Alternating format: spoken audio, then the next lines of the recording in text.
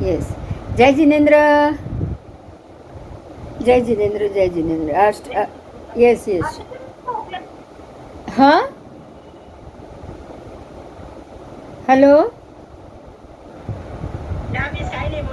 हाँ हाँ हाँ हाँ हाँ, जय जिनेन्द्र।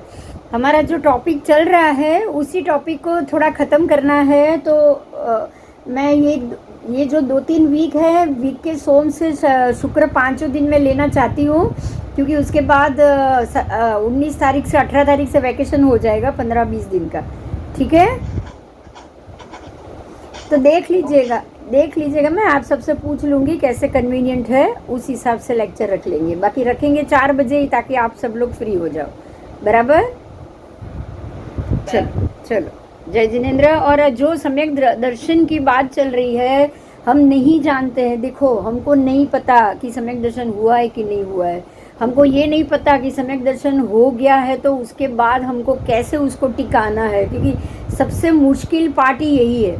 और ये जो वंदितु सूत्र है हमारे हाथ में, या हम जो गाथा से रोज बोल रहे हैं, उसके अंदर सम्यक दर्शन के 67 प्रकार के अलग अलग भेद बताए गए हैं।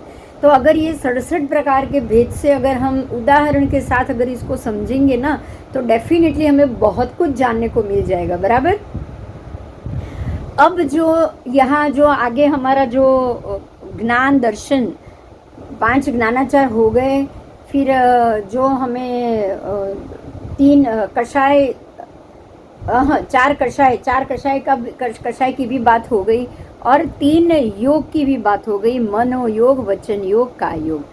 अब यहाँ जो आगे जो टॉपिक आ रहा है वो है, योग की बात हो गई थी क्या ना? हाँ, बाकी છે।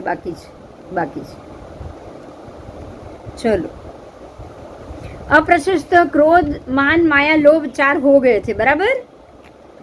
अब मन वचन काया के योग में भी प्रशस्त अप्रशस्त बताया है। ये बात हमें समझनी पड़ेगी आज कि मन वचन काया में, मन में क्या प्रशस्त है, क्या अप्रशस्त, काया में क्या प्रशस्त अप्रशस्त है। क्योंकि मन से तो हम समझ सकते हैं कि भी बुरी बात हम सोच सकते हैं, अब काया से तो हर चीज़ बुरी होगी, ये तो होता नहीं है। तो उसके लिए हमें समझना है कि भोग विलास आदि में आर्त ध्यान दीजिए। भोग विलास अगर नहीं मिल रहा है तो गुस्सा, मिल रहा है, ज़्यादा मिल रहा है तो उसके प्रति उद्विग्न, या फिर मिल नहीं रहा तो उसके लिए तल पापड़ होना, ये सब आर्त ध्यान है। आर्त ध्यान तो जानते हो, फिर भी थोड़ा बताऊंगी। आर्त ध्यान का मतलब है कि एक ऐसी चीज़ को ध्यान में रखना जो हमें तकलीफ या पीड़ा दे। ध्यान समझिए, ध्यान हमेशा अच्छा ही है ऐसा मत समझो। रौद्र ध्यान, आर्त ध्यान अशुभ है, धर्म ध्यान, शुक्ल ध्यान शुभ है। आपको ये मैंने पहले भी बताया है कि हर एक चीज के 2 पहलू परमात्मा ने बताए हैं। एक चीज खराब ही ये स्याद्वाद का धर्म कभी नहीं कहेगा।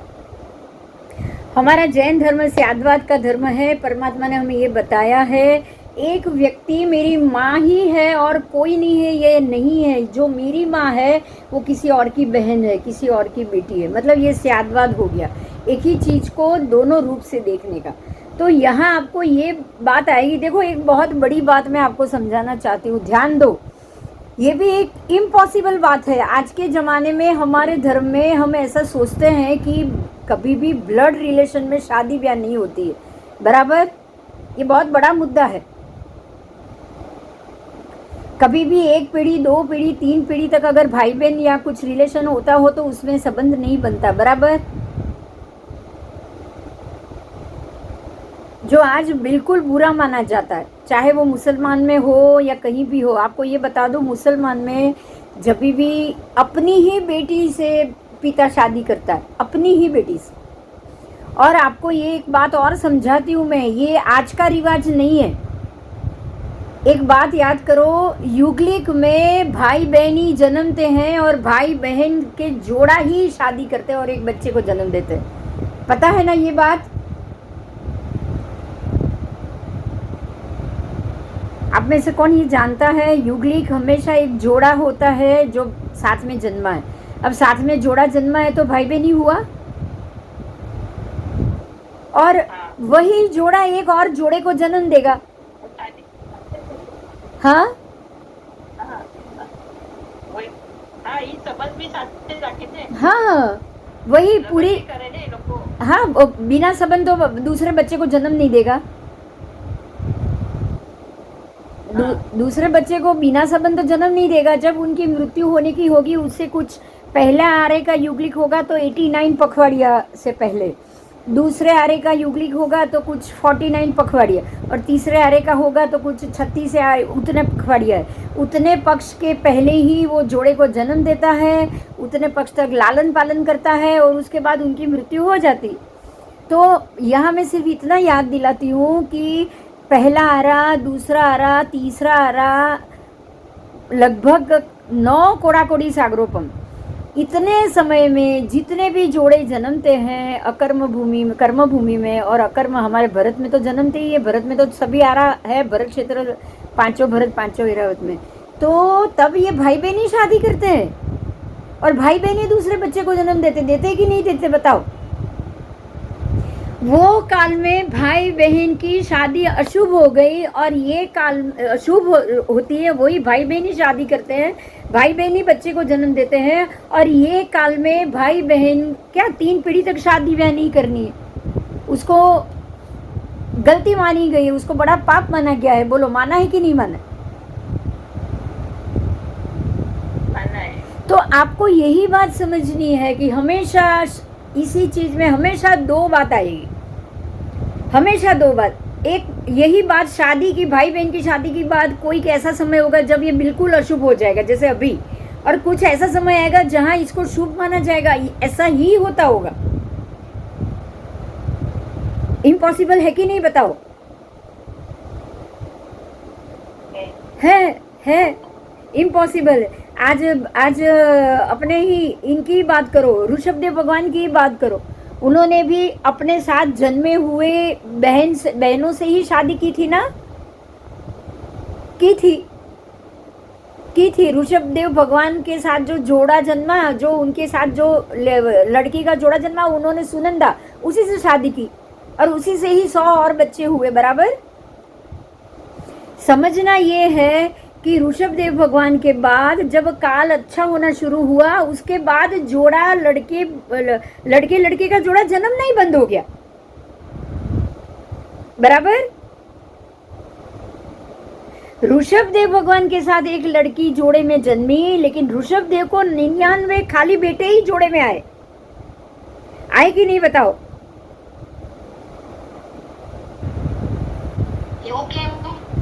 बस यही बात है कि ये सारी चीज वो समय में आपके पास कोई रास्ता ही नहीं है।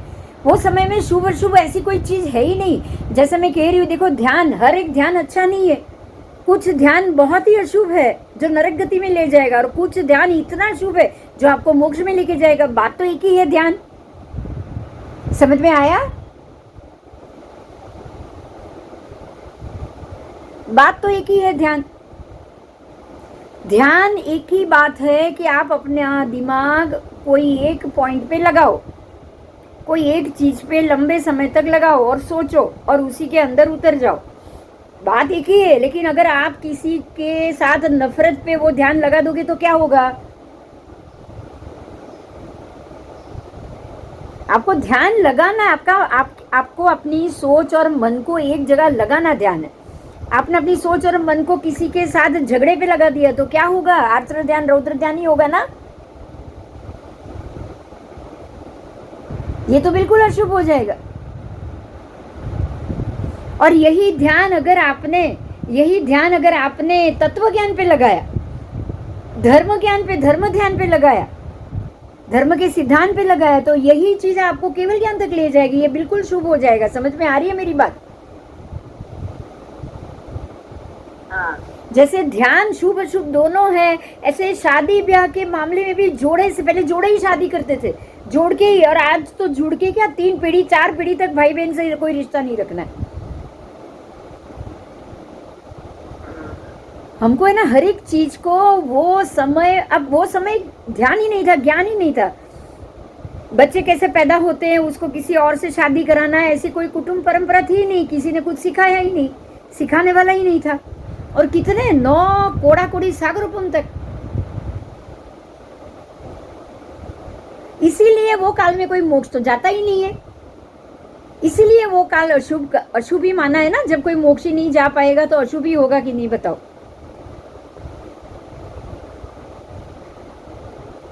होगा ना। हाँ, अब ऐसा काल चाहिए क्या हमको? बिल्कुल नहीं चाहिए। ऐसे काल का क्या फायदा? जन्म लो, खाओ पियो मरो, वापस जन्म लो, खाओ पियो मरो, ये काल का क्या फायदा?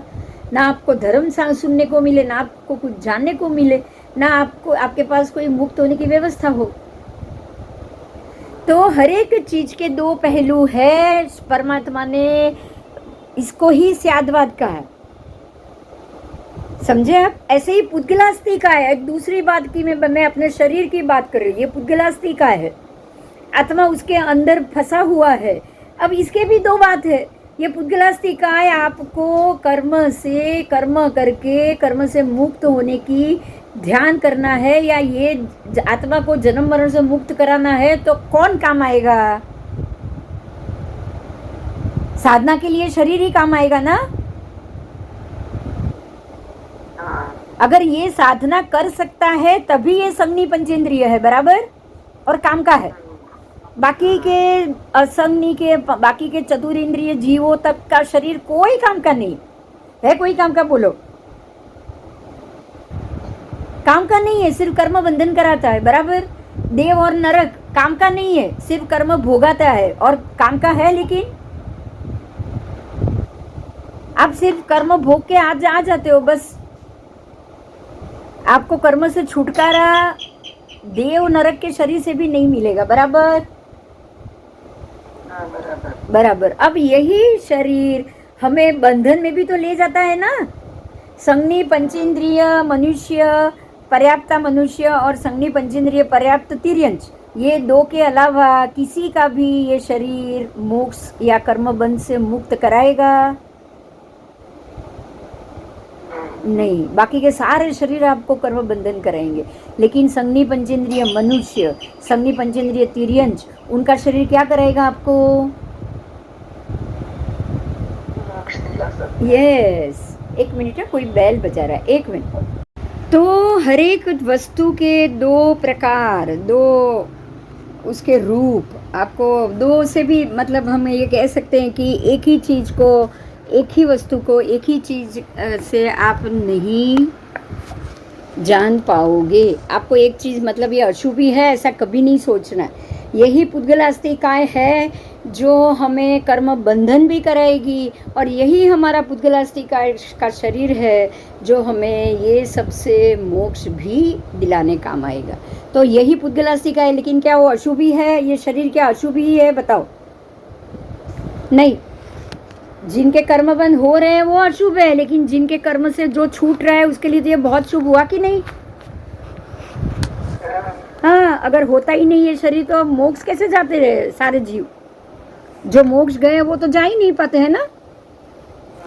यस, तो ये मन वचन काया का योग, ये तीनों योग है। तो ये प्रशस्त भी हुआ, अप्रशस्त भी हुआ। हुआ कि नहीं? बोलो,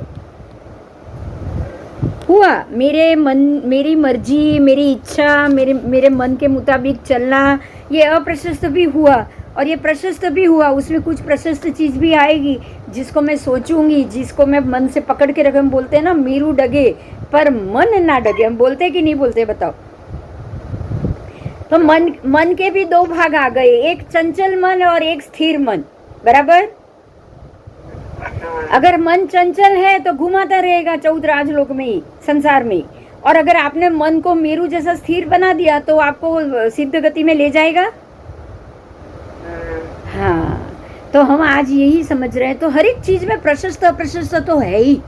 परमात्मा ने हर एक वस्तु को दो रूप दिए हैं। या ऐसा कहा नहीं कि भाई मन अच्छा ही होता है या बुद्धि अच्छी ही होती है, उसमें कभी कुछ बुरा नहीं होता, ऐसा कुछ नहीं कहा है, बराबर। उपयोग करते हो उसके ऊपर। हाँ, आप उसका उपयोग कैसे करते हो। भोग विलास में अगर हमारा ध्यान जाएगा तो आर्त ध्यान ही होगा और रौद्र भी होगा, क्योंकि अगर भोग विलास करने को मिल रहा है तो वो कभी छूट ना जाए। मेरे पास इतने पैसे, 4 गाड़ी है और बड़ा बंगला है तो ये हमेशा रहना चाहिए, उसके लिए मेरा दिमाग उसी में रहेगा। और अगर चला गया तो भी रोना कि अरे मेरा सारा लूट गया, हम तब भी रोएंगे। तो ये आर्त ध्यान रौद्र ध्यान हो गया। ठीक है, तो ये प्रकार से आपको देखना है। अब यहाँ पे अब विभाग किया है शास्त्रों का अध्ययन। विभाग क्या हुआ? मन को क्या देना है आपको? तत्व देना है, सिद्धांत देना है। अगर आपने शास्त्र के अध्ययन किए या फिर तत्व की और धर्म की चर्चा की, तो होगा क्या कि विषय का वैराग्य आएगा, दया आएगी। बोलो, अगर हम धार्मिक पढ़ेंगे या आगम की बात सुनेंगे, भगवान की करनी कथनी दोनों को देखेंगे, तो स्वाभाविक है कि वैराग्य ही आएगा। भगवान के पास तो वैराग्य के अलावा कुछ है ही नहीं। इतने बड़ी बड़ी राजमहल और इतनी समृद्धि और इतने चक्रवर्ती राजा जब पूरे 6 खंड का राज्य छोड़ के निकले, तो हमको तो ये घर छोड़ने में कितनी देर लगनी चाहिए? ये वैराग्य सबसे बड़े वैराग्य का कारण नहीं है क्या? है ना? है।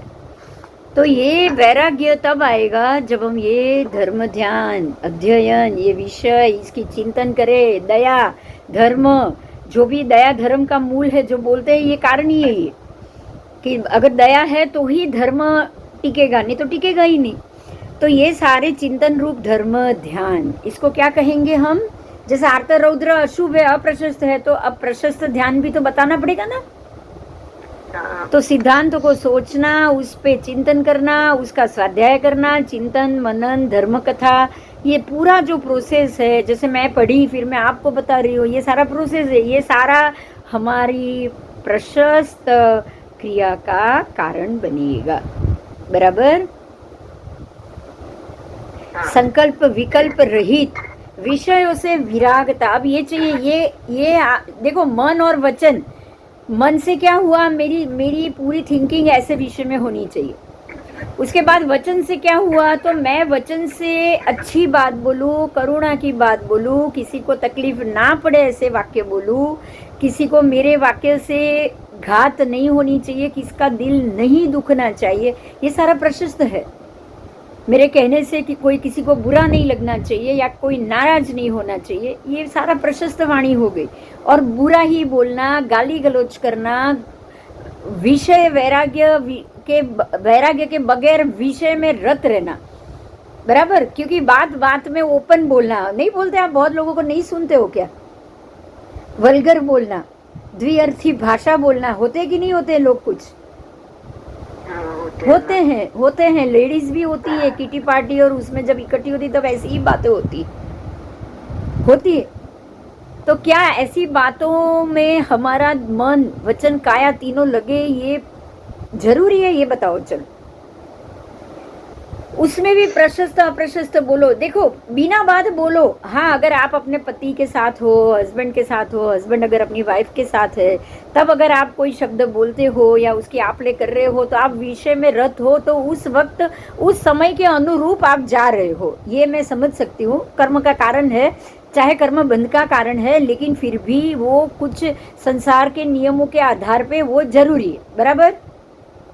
अब 10 सहेली इकट्ठी हुई है, लेडीज इकट्ठी हुई है, या कुछ लेडीज जेंट्स इकट्ठे हुए हैं, आप बिल्कुल 10-15 लोगों के समूह में बैठे हो और वहां पे ऐसे वल्गर बात करोगे, वहां तो वो बातों से कुछ होने वाला तो है नहीं। वहां वो बात जरूरी भी नहीं है। पहली बात ये, वहां वो जरूरी भी नहीं, कंपलसरी भी नहीं है। फिर वहां वो बात आई, मतलब क्या हुआ पता है? आप अपने मन को, वचन को, दोनों को उस तरफ लेके जा रहे हो जो बिल्कुल भी बिन जरूरी कार्य है, जहां कोई कर्म का निमित्त खड़ा नहीं हुआ है और आप बांध रहे हो। बात समझ में आ रही है अभी? देखो, पति के साथ हो या पति पत्नी के साथ है, तो कर्म का निमित्त खड़ा हुआ है और वो विषय और विलास कर रहे। बराबर? वो निमित्त में साथ में रहते हुए भी अगर आपके मन में वैराग्य होगा ना, तो भी वो कर्मबंध आपके ऊपर नहीं लगेगा। कि आप अगर ये सोचोगे कि भाई ये जन्म में भगवान तूने मुझे ये बंधन में बांधा है, अगले जन्म में तू मुझे ये बंधन भी मत देना, तो आपके सारे वो जो विलास के जो कर्म है ना, वो भी प्रशस्त हो जाएंगे। क्यों? क्योंकि आपको उसमें से वैराग्य चाहिए। आपने ये बंधन बांधा, मैं समझ रही हूँ, और तो कोई बांधने आया नहीं है। वो कुछ कर्म का संबंध होगा तभी बंधा है, बराबर। तो अब वो कर्म का भुगतान शांति से खत्म करना है, नया नहीं बांधना है। तो नया कैसे नहीं बांधोगे कि जब वो समय भी आप शांत रहो। आप ये सोचो कि भाई चलो कर्म में बंधन में, पति पत्नी के बंधन में बंधे, हमारे पास कोई और रास्ता नहीं है। अब बंधे हैं तो ऐसा भी नीरसता से सामने वाली व्यक्ति को दुख पहुंचे, ऐसा भी आपको नहीं करना चाहिए, बराबर की नहीं? हाँ कि ना? करना तो नहीं चाहिए, करना तो नहीं चाहिए। तो ये कर्म आप पे चढ़ेगा तो भी कितना चढ़ेगा? आपके हाँ, अल्प चढ़ेगा, और जो खारिज भी हो जाएगा, क्योंकि आपके भीतर में भाव वैराग्य की जरूर है। अब आपको आगे जन्म मरण नहीं लेना है, और आपको ये सारी क्रिया से मुक्त होना है। ये भाव अगर मन में आ गए हो ना, तो नया कर्म बंद नहीं होगा। ये सारा भोग विलास होने के बावजूद ये प्रशस्त कर्म बनता जाएगा, ठीक है। और अगर जहाँ जरूरी नहीं है वहाँ वल्गर बात करोगे, कुछ भी बोलोगे, बकवास बोलोगे, अब कोई संबंध हो नहीं रहा है फिर भी ऐसी बातें, ऐसा विचार, ऐसे बोलना, ऐसा हाव भाव करना, हाथ से हाव भाव करना, ये सारी चीजें अप्रशस्त है। मन वचन काया से अप्रशस्त विलास हो रहा है, बराबर? यस। चलो अब आगे जाएंगे। संकल्प विकल्प रहित शुद्धतर आत्मचिंतन। मेरे कोई भी, मैं अगर किसी ऐसी विलास के काम में भी हूं तो वहां भी कोई संकल्प विकल्प नहीं चाहिए। संकल्प विकल्प मतलब कि अगर आज कल ये प्लान करेंगे, परसों ये प्लान करेंगे, अब ये करेंगे, ये सारे संकल्प विकल्प हुए, और उसी के अंदर सोचना, उसी के अंदर रहना, ये सारे संकल्प विकल्प हो। अगर नहीं मिल रहा है तो भी संकल्प विकल्प होते जाएंगे। आर्त ध्यान, रौद्र ध्यान नहीं मिल रहा है तो भी होगा, मिल रहा है, ज्यादा मिल रहा है तो भी संकल्प विकल्प तो होगा ही होगा। व्यक्ति पे नफरत आएगी, गुस्सा आएगा, कुछ नहीं करना है हमको। आप कर्म बंधन में बंधे हो, उस समय जो कुछ भी क्रिया हो रही है उससे आप शांति से भोग के खत्म करो। जो जो केवली बने हैं उसी भव में केवली गए हैं, उन्होंने भी भोग विलास किए हैं, पति पत्नी के संबंध बांधे हैं। परमात्मा के 100 बच्चे थे कि नहीं बताओ? भरत राजा के 100 पुत्र और 2 पुत्री, 102 संतान थी कि नहीं? कैसे हुई? बिना भोग विलास तो नहीं हो पाती, पर भोग के शांति से उन्होंने खत्म किया, कर्म बंधन खत्म किया। और उनको दो शादी करनी पड़ी थी, पता है ना? वो उनके साथ जुड़वा थी सुनंदा, लेकिन उस वक्त हुआ था ये कि एक ऊपर से पेड़ के कल्प वृक्ष से एक फल गिरा और नीचे एक युगलिक जोड़ा बैठा था। उसमें से जो लड़की थी उसके माथे पे गिर गया, और वो गिरने के कारण उसको माथे में लग गया, अंदर दिमाग में लग गया, और वो उसी वक्त वो जो जोड़ा में जो लड़का था वो मर गया। जोड़े में जो लड़का था वो मर गया, और लड़की अकेली रह गई। और वो लड़की को लेके उसके जो भी दूसरे युगलिक थे वो सारे भगवान के पास आए, उनके पिता के पास, नाभि राजा के पास आए, और नाभि राजा को ये बोला कि भाई अब इसका तो लड़का मर गया है, अब ये लड़की क्या करेगी? हर एक जुड़वा को शादी करनी होती है, बराबर? अब ये लड़की क्या करेगी? तब नाभि राजा ने कहा कि अब मैं लड़का तो अकेला, एक लड़का तो मैं ला नहीं पाऊंगा, क्योंकि जुड़वा ही जन्मते थे, तब लड़का लड़की ही जन्मते थे, कोई दूसरा लड़का, खाली 2 लड़के ऐसा होता ही नहीं था। तब समय ही ऐसा था, काल ही ऐसा था। तब नाभि राजा ने ये बोला कि ये लड़की मेरे ऋषभ की पत्नी बनेगी।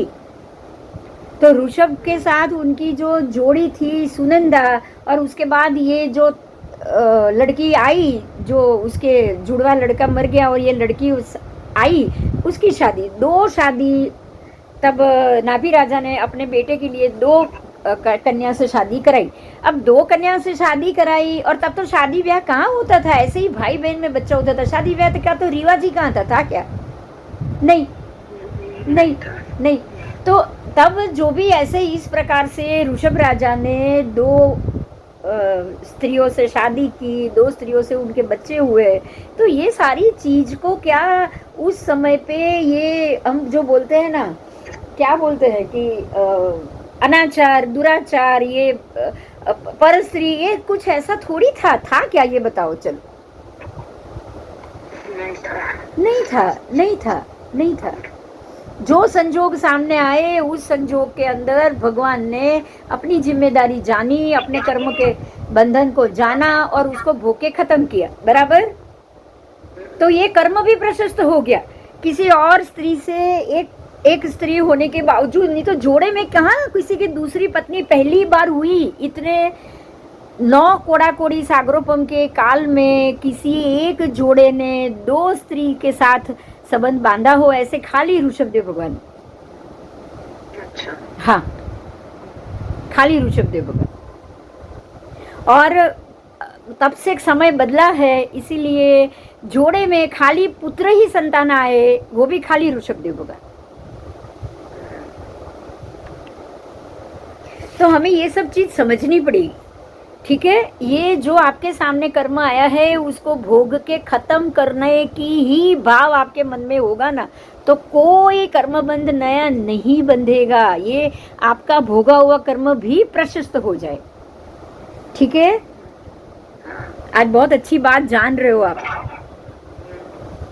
तो अब एक और बात कि ये चोर है, ये व्यभिचारी है, ये आदमी खराब है, इसने किसी और के साथ संबंध बांधा है, इस पे भरोसा नहीं करना चाहिए। जब हम दूसरे तीसरे पे जब उंगली करते हैं ना, किसी और की बातें करते हैं, अब हमारी वाणी कैसी बनेगी बोलो, प्रशस्त या अप्रशस्त? क्यों, हमने तो सच्ची बोला ना, झूठ तो बोला नहीं। जो आदमी जैसा है वैसा ही बताया ना। लेकिन अभी वो कौन से सिचुएशन में, हाँ, बात यही है कि अरे वो अपने कर्मों को, हो सकता है वो अपने कर्मों को चुका रहा है, लेकिन हम तो ये सोच के, ये खराब है ये सोच के हम तो डबल बांध रहे हैं ना, बिन जरूरी बांध रहे हैं, हम तो बिना जरूरी कर्म का बंधन कर रहे हैं। यही पैशून्य है, चाड़ी करना, दूसरे की बातें करना, इसको ही पैशून्य कहा जाता है, ठीक है। हाँ जी, हाँ जी। तो ये देव गुरु धर्म आदि सद्गुणों का वर्णन करना, देव गुरु धर्म के सद्गुणों के वर्णन करो। आज हम ये धर्म की आगम की बात लेकर बैठे, सम्यक दर्शन की बात लेकर बैठे। सम्यक दर्शन के लिए अगर कोई बात मेरे मुंह से गलत भी निकल गई ना, तो भी मुझे दोष नहीं लगेगा। क्यों? क्योंकि मेरे भाव क्या है, देव गुरु और धर्म की बातों को महत्व देना। ये मेरे भाव हुए कि नहीं हुए बताओ? तो भाव ही प्रशस्त है तो कर्मबंध प्रशस्त ही होगा कि नहीं होगा? हाँ, अगर झूठ भी बोल दिया तो भी प्रशस्त होगा। झूठ तो मैंने तब बोला, तब बोलूंगी मैं कि मुझे याद नहीं रहेगा, तब इसके अलावा तो झूठ आएगा नहीं, इसके अलावा तो आएगा नहीं। क्यों बोलने का है? बात ये नहीं है, हो सकता है कि अगर बात कुछ है और मैं भूल जाऊं और मैं कुछ अलग बता दूं, जैसे हमको स्टोरी नहीं याद रहती है, नाम, ऐसा होता है कि नहीं? हाँ, मैं तो बात वही हुई, आप सामने वाला सुनेगा तो वो ही बोलेगा ये देखो कितना झूठ बोल रही है, लेकिन मुझे तो याद नहीं इसलिए बोली, संजोग क्या थे। अब सामने वाला ये बोल देगा कि ये तो हर बार कुछ ना कुछ गलत उल्टा सुल्टा बोल देते हैं, ये तो बिल्कुल झूठ बोल रहे हैं, तो कर्म किसने बांधा बोलो?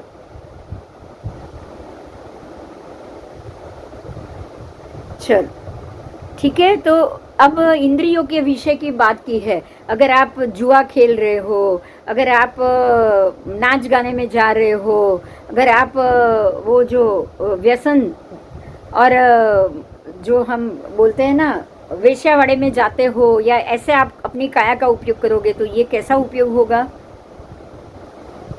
अप्रशस्त। ये अप्रशस्त काय योग हुआ। और जिन पूजा करो, भगवान गुरु भगवान के पास जाओ, आप किसी स्त्री के ही पास जाओ, चाहे वो वेश्या, एक अगर वेश्या है तो वो अप्रशस्त कर्म, और अगर एक साध्वी जी भगवान को जाके वंदन करो तो ये प्रशस्त हो गया। देखो, आप दोनों में गए तो एक स्त्री के पास ही है, बराबर? आप दोनों में एक स्त्री के पास ही गए, हाँ, अब मैं एक आज हो सकेगा तो आज हम एक उदाहरण पढ़ेंगे। वेश्या से प्रेम करके वेश्या को पत्नी बनाने वाली व्यक्ति भी उसी भव में केवली बनते हैं। बोलो बोलो क्यों? क्योंकि ये तो कर्मबंध है, ये हम हमारे हाथ की बात ही नहीं है। आज अगर कोई वेश्या के पास जा रहे हो तो आप कुछ भी उल्टा सुल्टा बोलोगे उसके लिए, वो अपने कर्मों को खत्म कर रहा है, लेकिन आप क्या कर रहे हो? कर्म बांध रहे। हाँ, आप अप्रशस्त मन वचन काया के योग कर रहे हो। समझ में आ गया? मन योग, वचन योग, काय योग समझ में आ गया? हाँ, अब एक दो महत्व की बात है, वो है राग और द्वेष। राग और द्वेष को एक्चुअली तो राग और द्वेष कषाय में आ जाएंगे ना, क्रोध कषाय में और माया कषाय में, लेकिन ये सारे उसके सारे पदार्थ उसमें नहीं आते हैं, इसलिए परमात्मा ने राग द्वेष को अलग ही बताया। ठीक है? तो राग में भी प्रशस्त राग अप्रशस्त राग आएगा, द्वेष में भी प्रशस्त द्वेष अप्रशस्त द्वेष आएगा। ठीक है? हम उसको जाने। अब राग के 3 प्रकार है। बोलो, कोई बताएगा हम कब इसको बोलते हैं? हमको पता है, आप सबको पता है। बोलो, तीन प्रकार कौन से हैं राग के?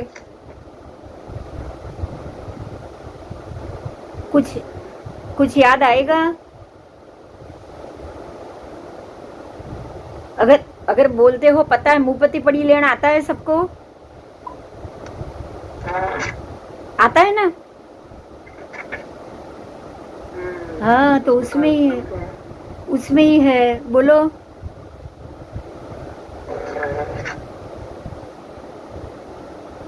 कौन से राग को परिहरने के लिए बोला है?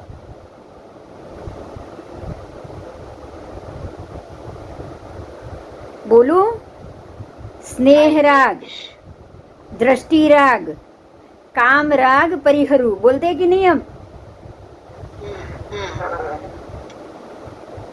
हमको बोलो, ये रोज मुपत्ति में इतनी बार बोलते हैं, और अगर नहीं बोलते हो तो भी जानते हो उसके 50 बोलते हो। अगर हर बार नहीं बोलते होंगे, मैं समझ रही हूँ, लेकिन बोल तो पता ही है ना हमको। लेकिन ये सबसे ये प्रशस्त अप्रशस्त है, ये हमको पता ही नहीं। पता है? बोलो। आओ, राग के 3 प्रकार है, काम राग, स्नेह राग और दृष्टि राग।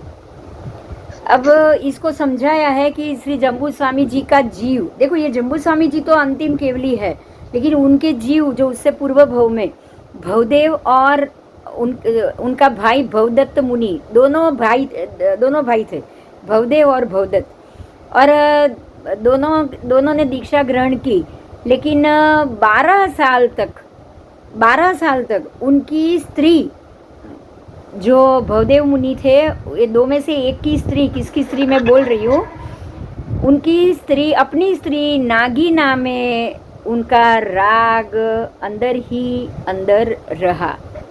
किनका? भवदेव मुनि का। किनका? जम्बू स्वामी जी के जीव का। देखो, जम्बू स्वामी जी के जीव ने अपने पूर्व भव में अपने भाई के साथ दीक्षा तो ले ली, लेकिन उनके जीव जम्बू भाई को नहीं लगा कुछ भी, लेकिन जम्बू स्वामी के जीव को अपनी पत्नी नागीला के अंदर काम राग रह गया। क्या रह गया? काम राग रह गया। तो दीक्षा तो ले ली, अब पूर्व भव की ये पत्नी, पूर्व भव के यहाँ पे संस्कार जागा है, अपनी स्त्री नागिना, उसके अंदर राग रह गया।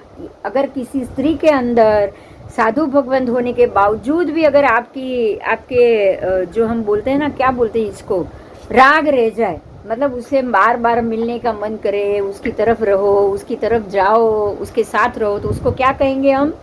काम राग। क्या कहेंगे? काम राग। जिन्होंने काम छोड़ दिया है, उनके लिए अगर काम छोड़ने के बाद भी अगर आपको पुरुष को स्त्री के ऊपर और स्त्री को पुरुष के ऊपर राग रहेगा, तो उसको कामरागी कहा, अप्रशस्त कामरागी कहेंगे ना।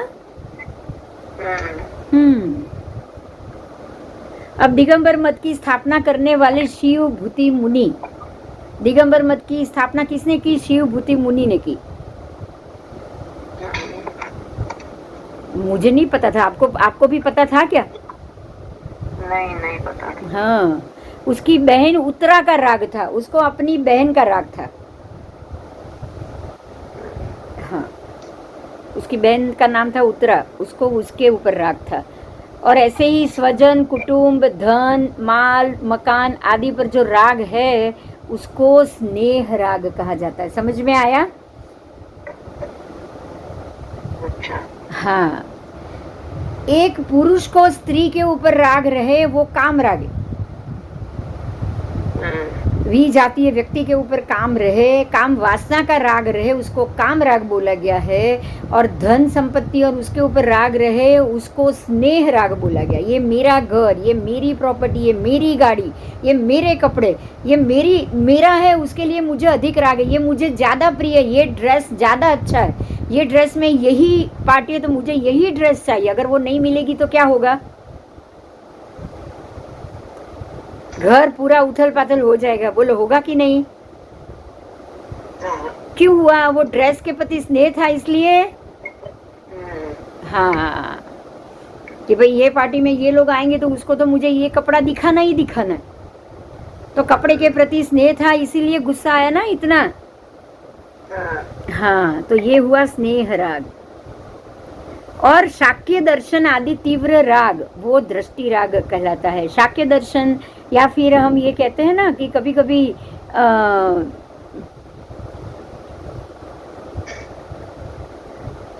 वो तीव्र राग हमें किसी मुद्दे के लिए होता है ना, जैसे कि बहुत से महात्माओं को ये अष्टावक्र गीता पे बहुत राग होता है, पता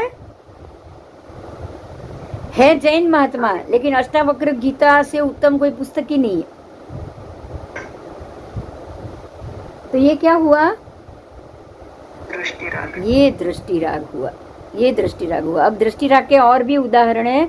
उदयन राजा, उदयन राजा एक तापस के अत्यंत अनन्य भक्त बन गए। अब देखो, मैं यहाँ बताऊं कि गौतम स्वामी को भी राग था कि नहीं था? था ना, भगवान महावीर पे। अब गौतम स्वामी का महावीर के ऊपर, परमात्मा महावीर के ऊपर जो राग था वो कैसा था? प्रशस्त था या अप्रशस्त था? प्रशस्त था। लेकिन कपिल मुनि को मरीचि के ऊपर कैसा राग था? प्रशस्त कि अप्रशस्त? अप्रशस्त। क्यों? वो राग के कारण एक कोड़ा कोड़ी सागरोपम बढ़ गया। अगर कपिल मुनि के पास मरीचि, कपिल मुनि नहीं बनते मरीचि के पास, तो मरीचि को तो ये झूठ बोलने की आवश्यकता ही नहीं थी ना कि धर्म यहाँ भी है वहां भी है। मरीचि ने झूठ भी बोला क्यों? मिथ्या शब्द बोले क्यों? कपिल को पास रखने के कारण ही ना, दृष्टि राग के कारण ही हुआ ना ये। और यही दृष्टि राग अंतिम समय में प्रशस्त हो गया। वही दो जीव। समझ में आया? यस।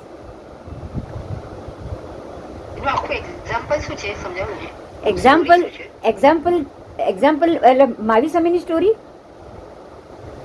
हाँ, राग, एग्जाम्पल में राग शब्द है, प्रशस्त राग, अप्रशस्त राग। मतलब अच्छा राग, जो ऐसा राग जो आपको मोक्ष दिला जाए, केवल ज्ञानी बना जाए, और एक ऐसा राग जो आपको संसार में बांधा ही जाए। अब कपिल मुनि का जीव है गौतम स्वामी का, और मरीचि का जीव है महावीर स्वामी का। दोनों तीसरे भाव में मिले थे। दोनों तीसरे भाव में मिले थे, और जब भी मिले थे तभी कपिल मुनि ने बोला आके मरीचि को कि मुझे आपसे दीक्षा लेनी है। मरीचि ने मना कर दिया कि भाई यहाँ नहीं, अगर आपको धर्म ही करना है, आपको दीक्षा ही लेनी है तो मेरे दादा आदेश्वर दादा के पास जाओ।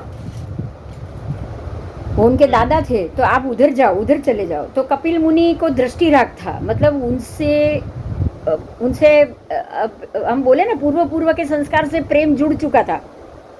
मुझे अगर आप तुझसे काश्मीरा से दृष्टि राग होगा, कब होगा? जब मुझे तुझ पे प्रेम आएगा तब। तो ये प्रेम ये जन्म का नहीं, पूर्व जन्म के संबंध का भी हो सकता है कि नहीं? अचानक अचानक हम लोग मिलेंगे तो एक दूसरे के प्रति प्रेम जागेगा। जैसे कि मैं तुझसे तो मिली हूँ, लेकिन नूतन से तो मैं आज तक मिली भी नहीं, अमिता से तो मैं आज तक मिली भी नहीं मिली हूँ, बराबर। लेकिन फिर भी उनके प्रति एक राग बना है कि नहीं बना है, बोलो। बना है। तो ये दृष्टि राग हो गया। अब ये शुभ है कि अशुभ है? तो यहाँ हमें एग्जाम्पल से मरीचि का बहुत बढ़िया एग्जाम्पल है कि मरीचि और कपिल का तब जो राग था वो अप्रशस्त था, दृष्टि राग, कि मरीचि को देखते ही कपिल को वहीं पे ही बैठना था, उनके पास ही दीक्षा लेनी थी। ये दृष्टि राग था ना, तभी ना। अगर ये राग इतना स्ट्रॉन्ग था कि अरे आप झूठे हो तो भी मुझे यहीं पे रहना है, आप गलत हो तो भी मुझे आपके साथ ही दीक्षा चाहिए, तो ये क्या हो गया? अनन्य भक्ति हो गई, अनन्य प्रेम हो गया दो व्यक्ति का। लेकिन ये परिणाम क्या लाया, बोलो? क्योंकि पता ही था ना कि कपिल मुनि ने तो, मरीचि ने तो अलग से स्वांग लिया है, वो हकीकत में जैन धर्म की दीक्षा में तो है ही नहीं, ये तो पता ही था सबको, बराबर।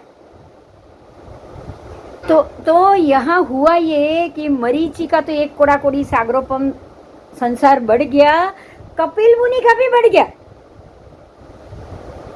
समझ में आई बात? लेकिन दोनों में तो डिफरेंस तो था ना, उनको तो पता था कि ऐसा है, मरीचि को तो पता था कि मैं गलत कर रहा हूँ, लेकिन मरीचि को तो पता था गलत कर रहा हूँ, लेकिन उसकी भी उम्र हो चली थी, उसको भी शिष्य की जरूरत थी।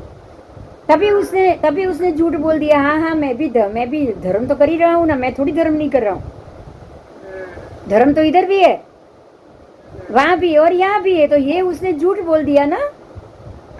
तो ये झूठ बोला, ये झूठ की बात है, लेकिन दृष्टि राग आया तभी तो झूठ बोला। क्यों? बाकी सबको उधर भेजा, सारे बाकी जो आते थे सारे वहां जाके दीक्षा लेते थे, कपिल ही क्यों रुका? कपिल ही वहां क्यों रुक गया? क्योंकि उसको वो मुनि के ऊपर राग आ गया, इसीलिए ना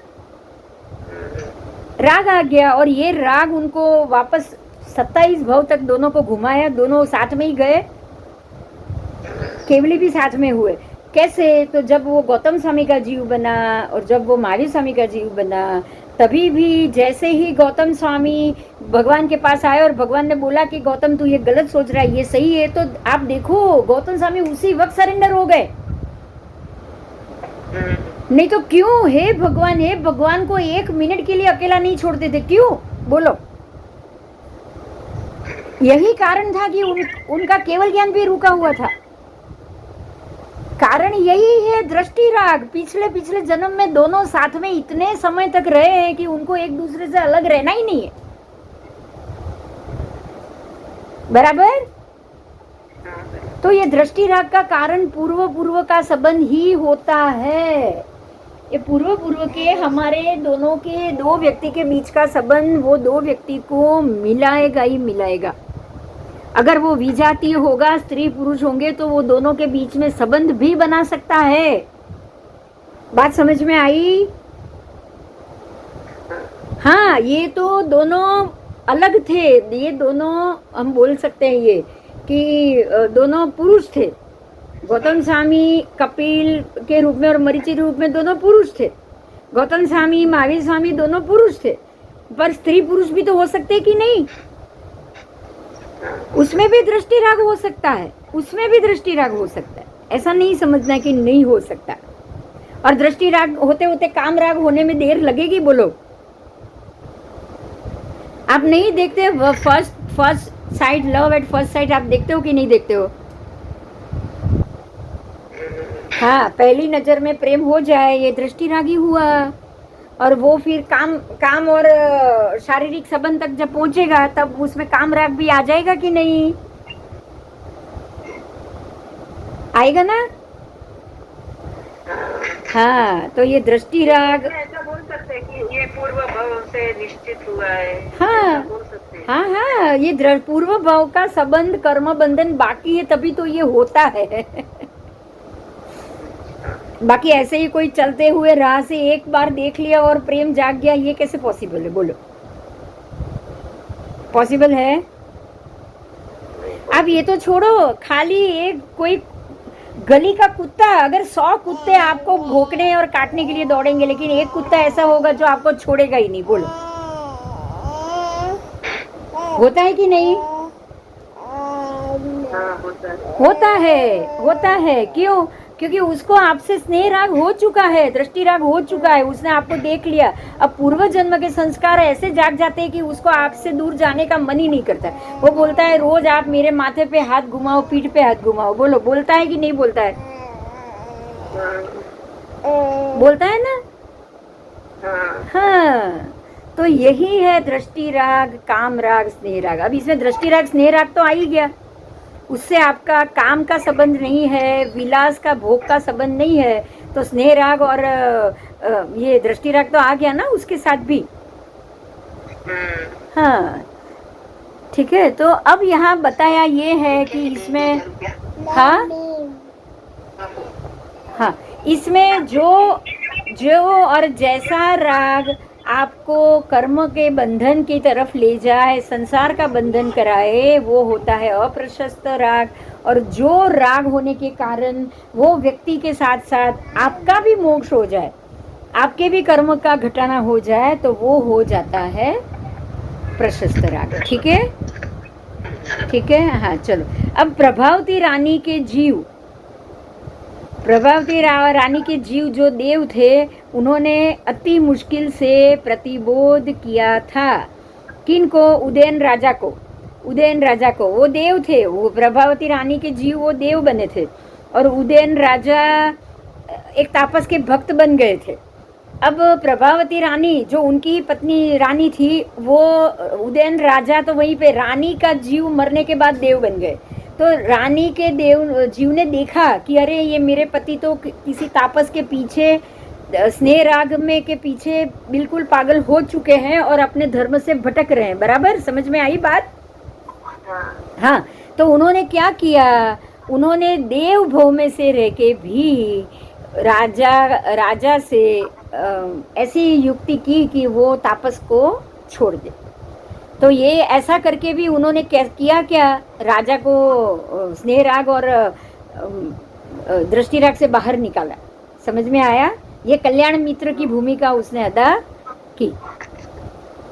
तो बस इस प्रकार से स्नेह राग, काम राग और दृष्टि राग का निवारण करना। देखो, उसमें से ये तीनों राग में से सबसे मुश्किल राग कौन सा है? वो है दृष्टि राग। ये हेमचंद्र सूरी महाराज साहब ने कहा है। किसने कहा है? कलिकाल सर्वज्ञ हेमचंद्र सूरी महाराज ने ये कहा है कि इसमें से दृष्टि राग से बाहर निकलना बहुत मुश्किल, इतना कठिन है दृष्टि राग, इतना मुश्किल है कि दृष्टि राग से हम अपने जीव, अपनी आत्मा को और हम अपनी सोच को दृष्टि राग से बाहर निकालने में हमें बहुत मुश्किल होती है। तो दृष्टि राग ये हो गया कि भाई पूर्व जन्म का संस्कार है, सामने आ गई, देखो अभी सारिका आ गई। तो दृष्टि राग का संबंध ऐसा हो गया है कि पूर्व जन्म के संस्कार ऐसे जाग जाते हैं कि भाई इसको देखे बगैर तो हमें चैन ही नहीं आता है। आता है कि नहीं आता है? बताओ।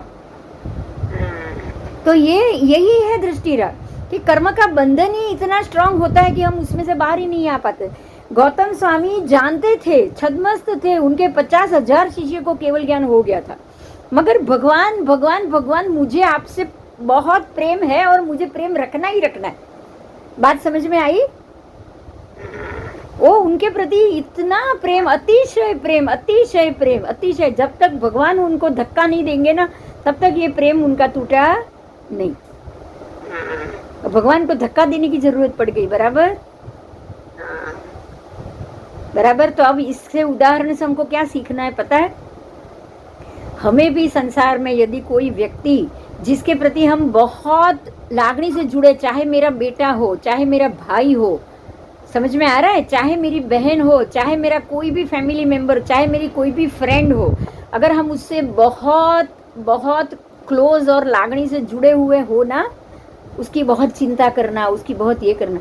कभी उधर से गुस्सा आए या कभी एक लात आ जाए ना कि आज से तू मेरे से बात करना बंद कर। अगर वो कभी बहुत बड़ा गुस्सा भी कर लेना तो वो भी आपके उपकारी हो जाएंगे। कैसे? क्योंकि उसने आपके दृष्टि राग का खंडन किया। आपको अप्रशस्त दृष्टि राग था, उसने ये बता दिया है कि ऐसा संबंध भवांतर में पूर्व जन्म से चल रहा है और आगे भी चलेगा तो नहीं चलेगा। बात समझ में आई? ऐसा कोई भी अटैच होके राग ही खराब है, कोई भी हो, स्नेह राग भी नहीं चले, दृष्टि राग भी नहीं चले, काम राग भी नहीं चले, राग ही नहीं चले, बिल्कुल न्यूट्रल रहना है। क्लियर हुआ आज? अगर कोई बोल रहा है, कोई झाड़ रहा है, कोई गुस्सा कर रहा है तो उसको भी उपकारी समझो। ये सोचो कि इसने, हाँ निकलना मुश्किल हो जाएगा, मैं समझ रही हूँ, जो संजोग है उसमें से निकलने में शायद सालों लग जाए, लेकिन आपको हमेशा यही सोचना है कि भाई मेरा ही कुछ अच्छा पीरियड आया होगा, संभाव का पीरियड आया होगा, जो सामने वाले व्यक्ति को मेरे से ऐसा सुलूक करना पड़ा होगा। ठीक है? हाँ जी, हाँ जी, हाँ जी। चलो, तो ये आपको आज बहुत सारे उदाहरण आ गए हैं। दृष्टि राग जो मुश्किल है, दृष्टि राग से बाहर निकल पाना मुश्किल है, इसका भी यहाँ पे बताया गया है। ऐसे ही आर्य रक्षित सूरी और गोष्ठा माइल जो हमने कल देखा था, उनके शिष्य, और उनके बीच में जो समान अप्रीति लक्षण द्वेष करने से उनको अतिचार लगा, तो उस हिसाब से आपको भी ये ध्यान रखना है। और रागेण व दोषेण व बोलते हैं हम, पता है ये वंदितु में क्या बोलते हैं? रागेण व दोषेण व, मतलब या तो राग से या द्वेष से। राग से भी मैं उसका मिच्छामि दुक्कडम कर रहा हूँ और द्वेष से भी मैं मिच्छामि दुक्कडम कर रहा हूँ। बात समझ में आई ना? हाँ, तो गणधर श्री गौतम स्वामी के समान श्री अरिहंत भगवंत आदि पे राग रखना, देखो वही बात आ गई। गौतम स्वामी ने भगवान अरिहंत परमात्मा महावीर स्वामी के ऊपर जो राग रखा था वो प्रशस्त राग कहलाता है। अगर वो राग रखा इतना राग रखा वो भव में कि भगवान ने मुझे क्यों नहीं बताया कि वो जा रहे हैं, अंतिम समय वो मुझसे क्यों नहीं मिले, तब उनको ये राग ही, तभी उनको लगा कि मेरा राग ही मुझे रोक रहा था, भगवान ने मुझे जानबूझ के दूर किया। जैसे मैंने अभी बोला वैसा ही हुआ कि नहीं बताओ? अगर हमारा कोई चिर परिचित हमको धक्का दे या गुस्सा करे तो हमको समझना है कि वो मेरा राग तोड़ रहा है। भगवान ने गौतम स्वामी को दूर इसलिए किया क्योंकि वो गौतम स्वामी का राग तोड़ना चाहते थे। हाँ या ना? तो अच्छा ही किया ना। किसके लिए अच्छा किया? अब गौतम स्वामी को पहले तो गुस्सा आया कि भगवान ने क्यों दूर किया, उनको गुस्सा आया, वो बोले भी भगवान तो जानते थे फिर भी मुझे क्यों हटाया वहां से। फिर उनको पता चला कि लगा कि नहीं, भगवान वो तो उनको तो था ही नहीं कि मैं गौतम मेरे पास में ही रहे, मुझे उतने उनके प्रति प्रेम ज्यादा था, राग था, मुझे उनका राग था, वो तो बिल्कुल भी वितरागी थे। तो राग तो उनका नहीं, मुझे तोड़ना था, तो मेरे राग तोड़ने के कारण उन्होंने मुझे दूर किया। अब उनको समझ में आ गया ना? ऐसे हमको भी समझना है। अगर हमारे साथ कुछ भाई बहन या फैमिली से अगर बुरा व्यवहार हो रहा है, पति पत्नी के बीच के द्वेष के कारण बहुत से लोग दीक्षा भी लेते हैं, तो ये दीक्षा लेने का कारण जो बनेंगे, जो पति पत्नी, वो प्रशस्त होगा कि नहीं होगा? प्रशस्त ही होगा, ये प्रशस्त संबंध ही होगा। तो इस तरह से हमें लेना है स्नेह राग, दृष्टि राग और काम राग को। आओ अभी आगे जाएंगे। अरिहंत परमात्मा में राग। अब अरिहंत परमात्मा में राग की बात की, रोज भगवान के पास जाते हो, भगवान के पैर पकड़ते हो, बोलते हो भगवान तू मुझे मोक्ष दे, तेरे बगैर मेरा कोई नहीं है। ये रागी हुआ कि नहीं हुआ? तो ये राग ही हमको बचाएगा। अभी तो हम भटक रहे हैं, अभी तो हमको भगवान को पैर पकड़ के छोड़ना ही नहीं है, बोलना है कि हर जन्म में ये संतु मायस भत्ती भर निभरण ही ता देव दिज बोहिम भवे भवे पास जिणचंद भवे भवे तुम जिणचंद। जब तक मुझे बोधि ज्ञान ना आए, मुझे तुम्हारे पैर चाहिए ही चाहिए। क्यों? ये प्रशस्त राग ही तो बोल रहा है हमारा। हाँ, और एक और बात है कि हम जो बोलते हैं ना कि शांति जिनेसर साचो साहिब, हाँ, अचिराजीना नंदन तोरे, इसमें भी वही बोलते हैं ना कि अरे मैं तो बालक हूँ, बालक अगर कुछ भी नहीं बोलेगा तो थोड़ी चलेगा, પણ બાળક શું બોલી ન જાણે તો કેમ વાલો લાગે, છે કે નહીં? મારે તો તું સમૃદ્ધ સાહિબ, છે કે नहीं? वो बोलते हैं कि मैं तो बच्चा हूँ, मैं तो डांट भी दूं तुमको, भगवान को मैं तो बच्चा हूँ, मैं तो कुछ भी बोल दूंगा, बस तू मुझे मत छोड़ना। हम ऐसा मांगते हैं ना, ये क्या है? राग नहीं है क्या? बोलो, ये स्नेह राग है ना परमात्मा के प्रति? है। बहुत अच्छे लगते हैं प्रतिमा जी, केसरिया जी के प्रतिमा जी अच्छे लगते हैं। रोज साल में एक बार यात्रा को जाओगे और वो बुलाएंगे भी खींच के। ऐसे ही पालिताना शत्रुंजय के प्रतिमा जी बहुत अच्छे लगते हैं। तो ये भी राग, जैसे हमको घर अच्छा लगता है ऐसे ही प्रतिमा जी अच्छी लगेगी, तो ये प्रशस्त राग। घर अच्छा लगा तो क्या हो गया? अप्रशस्त राग। घर और बंगला अच्छा लगेगा तो अप्रशस्त राग ही होगा ना। हाँ, आओ, दुष्कर्मों को क्षय करने के लिए भगवान सतत उद्यमशील थे। तो दुष्कर्म जैसे कि प्रमाद आदि शत्रु हुए तो उसके ऊपर द्वेष करना, उसको विनाश करने का प्रयत्न करना, ये सारा प्रशस्त द्वेष। ये क्या हुआ? ये प्रशस्त द्वेष। कैसे? तो अपने दुष्कर्म शत्रु, प्रमाद मेरा शत्रु है, मेरी आलस मेरा शत्रु है, तो मुझे उस पर इतना गुस्सा करना है कि मेरे अंदर आलस आनी ही नहीं चाहिए। अरे आलस आ गई, अरे भाग इधर से, मुझे तेरी जरूरत नहीं। ये द्वेष हुआ कि नहीं हुआ? क्रोध कषाय, मिथ्यात्व, अविरति, प्रमाद कषाय, योग। तो कषाय आ गए, चारों के चारों कषाय आ गए। मान कषाय, अरे तू आ गया तो मैं तो खत्म, मुझे मेरा अहंकार, मुझे मेरी कहीं पे भी पूजा प्रभावना कराना ही नहीं चाहिए। तो ये अगर मैं ध्यान रखूं तो मैंने मान कषाय के ऊपर तिरस्कार किया। कोई कह रहे हैं आज आपका बहुमान करेंगे, तो नहीं उसकी जरूरत नहीं, मैं यहाँ से चली जाऊँ, पर ऐसा तो होता नहीं, हम लोग खड़ी ही हो जाते हैं। पर एक बात है, अगर ऐसा कुछ कहेंगे तो ये मान कषाय का आप अपमान कर रहे हो, तो ये अच्छा ही हुआ ना? ये प्रशस्त हुआ कि अप्रशस्त?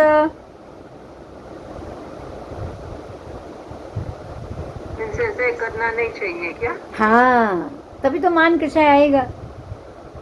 अपना खुद का मान बहुमान होगा तो आपके नाम का बहुमान हो रहा है, और किसी का होना तो स्व केंद्रित हो गया। कार्य भी किया होगा इसलिए। हाँ, पर आप स्व केंद्रित हो गए ना, आप स्व केंद्रित बन गए कि नहीं बताओ? बराबर, आप स्व केंद्रित बन गए ना उसमें। और आज एक ने किया है तो उसके प्रति राग आ जाए, स्नेह राग आ जाए, कल कोई नहीं करेगा तो उसके ऊपर तिरस्कार आ जाएगा, द्वेष आ जाएगा। चलो ठीक है, तो क्रोधादि, हाँ बहुत ही नहीं था ये सब। तो क्रोधादि कषाय तो अनर्थ के ही कारण हेतु है, बराबर? तो वो तो बिल्कुल होना ही नहीं चाहिए, तो उसके राग भी हमको हटाना है, उसके प्रति द्वेष करना है। अरे कषाय वषाय बेकार चीज है, आना ही नहीं चाहिए, मेरे सामने होना ही नहीं चाहिए। ठीक है, राग क्रोध आना ही नहीं चाहिए, मेरे अंदर क्रोध आए ही क्यों? ऐसी उसके प्रति नफरत भी तो अपने अंदर आए, तो ये भी प्रशस्त ही हुआ ना। हाँ, आत्मा उस सम्यकत्व को प्राप्त नहीं करता है। यदि सम्यकत्व को प्राप्त कर भी ले तो विषयों की विरागता के प्रति वो नहीं जाता है। ठीक है, ये बात समझनी है हमको। हाँ, मैं बोल रही हूँ। उल्टे विषय सुखों में आसक्त बनता है। आत्मा अगर ये सब में राग, ये स्नेह राग, दृष्टि राग, काम राग में रहेगा तो वो विषय सुख में आसक्त बनेगा, ना वो वैरागी बन पाएगा और ना ही वो सम्यकत्व को प्राप्त कर पाएगा। ये बोला है। बोलो, राग में रहते हुए आप कुछ भी कर पाओगे? नहीं, उससे सुखों में आसक्त बन जाओगे। इसीलिए सब राग और द्वेष के दोषों का ही कारण है। कषाय तो बाद में आएंगे, कषाय के पहले राग आएगा। समझ में आई बात? कषाय गुस्सा तो मुझे बाद में आएगा, पहले मुझे मेरे खुद के प्रति राग आएगा। हम जो आजकल जो बोलते हैं ना ये लोग एफर्मेशन कि खुद से प्रेम करो, खुद से प्रेम करो, खुद से प्रेम करो, शरीर से प्रेम करो, मैं मेरा शरीर अच्छा रहे, मेरा शरीर सुखी रहे, मेरा शरीर ये रहे, ये जो हम बोलते हैं ना आजकल, हाँ बोलते हैं ना। हाँ, तो हमको क्या करना चाहिए बोलो? शरीर की सुखाकारी मांग के क्या फायदा? आपका शरीर के प्रति स्नेह राग हो गया? हाँ। हो गया। कुछ भी बीमारी आई नहीं, लेकिन वो आई नहीं उससे पहले उसका रास्ता करना शुरू कर लिया आपने, तो फिर तो क्या हुआ? संसार ही बढ़ेगा ना, बढ़ेगा कि नहीं? आजकल तो सब जन करते हैं वो। हाँ, तो क्यों? यही तो कलयुग है। वगैरह तो सब करते हैं। हाँ, तो इसी को तो कलयुग, इसी को तो कलयुग बोलते हैं ना। बोलो, ये 5वां आरा है, यही तो कारण है। 5वें आरे तक तो आपको पूरा पूरा शरीर के ऊपर ही फोकस आ जाएगा, सारा आत्मा तो सब भूल जाएंगे। और कर्म, नए नए कर्म बंध का कारण ही बढ़ता जाएगा ना। अच्छा, अभी देखो एक बहुत बड़ी बात आ रही है आगे, ध्यान दो, यही राग द्वेष की बात। यदि राग और द्वेष अंदर बैठे हो तो ऐसी तपस्या का क्या प्रयोजन है? बोलो, ऐसी तपस्या करके कोई फायदा नहीं।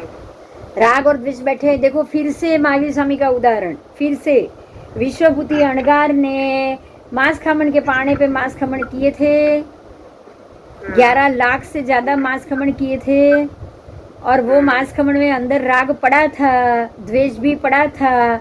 एक गाय ने उसको उड़ा दिया, और उनके वो चाचा के लड़के ने मजाक किया, ठट्ठा मस्करी की कि देख देख गाय ने उड़ा दिया, तेरे शरीर में ताकत ही नहीं।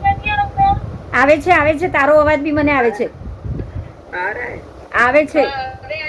हाँ, तो ये गाय ने उड़ा दिया, उसका गुस्सा किया, वो कोई किसी ने मजाक किया, तो अंदर गुस्सा भरा था तभी गुस्सा किया ना, अंदर द्वेष ही नहीं होता तो। और वो द्वेष के कारण उन्होंने मांग भी लिया, नियाणु बांध दिया कि मुझे मेरे जितना भी तप किया है उसके बदले में मुझे शक्ति मिले। अगर सम्यक दर्शन होता तो वो क्या तप के बदले में शक्ति मांगते? बोलो, तप का सौदा करते? नहीं, तप का सौदा कोई नहीं करता, वो राग वाला ही कर सकता है। बोलो, शरीर के प्रति, शक्ति के प्रति राग था, वही तभी किया ना।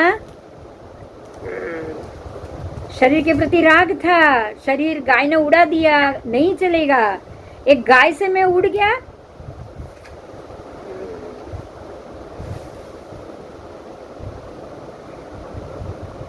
और शक्ति का अहंकार भी किया ना, गाय का सींग पकड़ के जोर से घुमा के हवा में उछाल दी। मान कषाय। हाँ, मान कषाय। ये कषाय के कारण ही, द्वेष के कारण ही इतनी परंपरा बांधी और 7वीं नरकी तक गए। तो ये यहाँ पे ये बात आती है कि राग और द्वेष अगर दिल में बैठे हैं, दिमाग में बैठे हैं, तो तपस्या से क्या फायदा? बोलो, है कोई फायदा? और अगर मतलब ये हुआ कि राग द्वेष युक्त तपस्या निष्फल जाती है, ये बात 100% राइट है, बराबर? हाँ, तो अब करना क्या है? सुनो, जिसको राग द्वेष नहीं है उसको कर्म का बंधन ही नहीं है। अब जिसको राग द्वेष नहीं है उसको तो कर्म का बंधन ही नहीं है, तो उसको तपस्या करके भी जब कर्म का बंधन ही नहीं है तो तपस्या करे या ना करे कोई फर्क पड़ता है? पड़ेगा। अगर ये मुनि ने तपस्या ना की होती और अगर शांति से बिना राग द्वेष, ना किसी को तकलीफ दिए बगैर शांति से अपना समय बाकी का ध्यान और उसमें निकाला होता, तो वो भव में भी मोक्ष हो सकता था कि नहीं? हो सकता था। वो कर्म घटाने का कारण तो बहुत सारे हैं, ध्यान साधना कौशक भी है कि नहीं, विनय व्यावच है कि नहीं। विनय का मतलब क्या, शांत हो जाओ, अहंकार मत करो, मान मत करो, गुस्सा मत करो, विनय का वही तो मतलब है।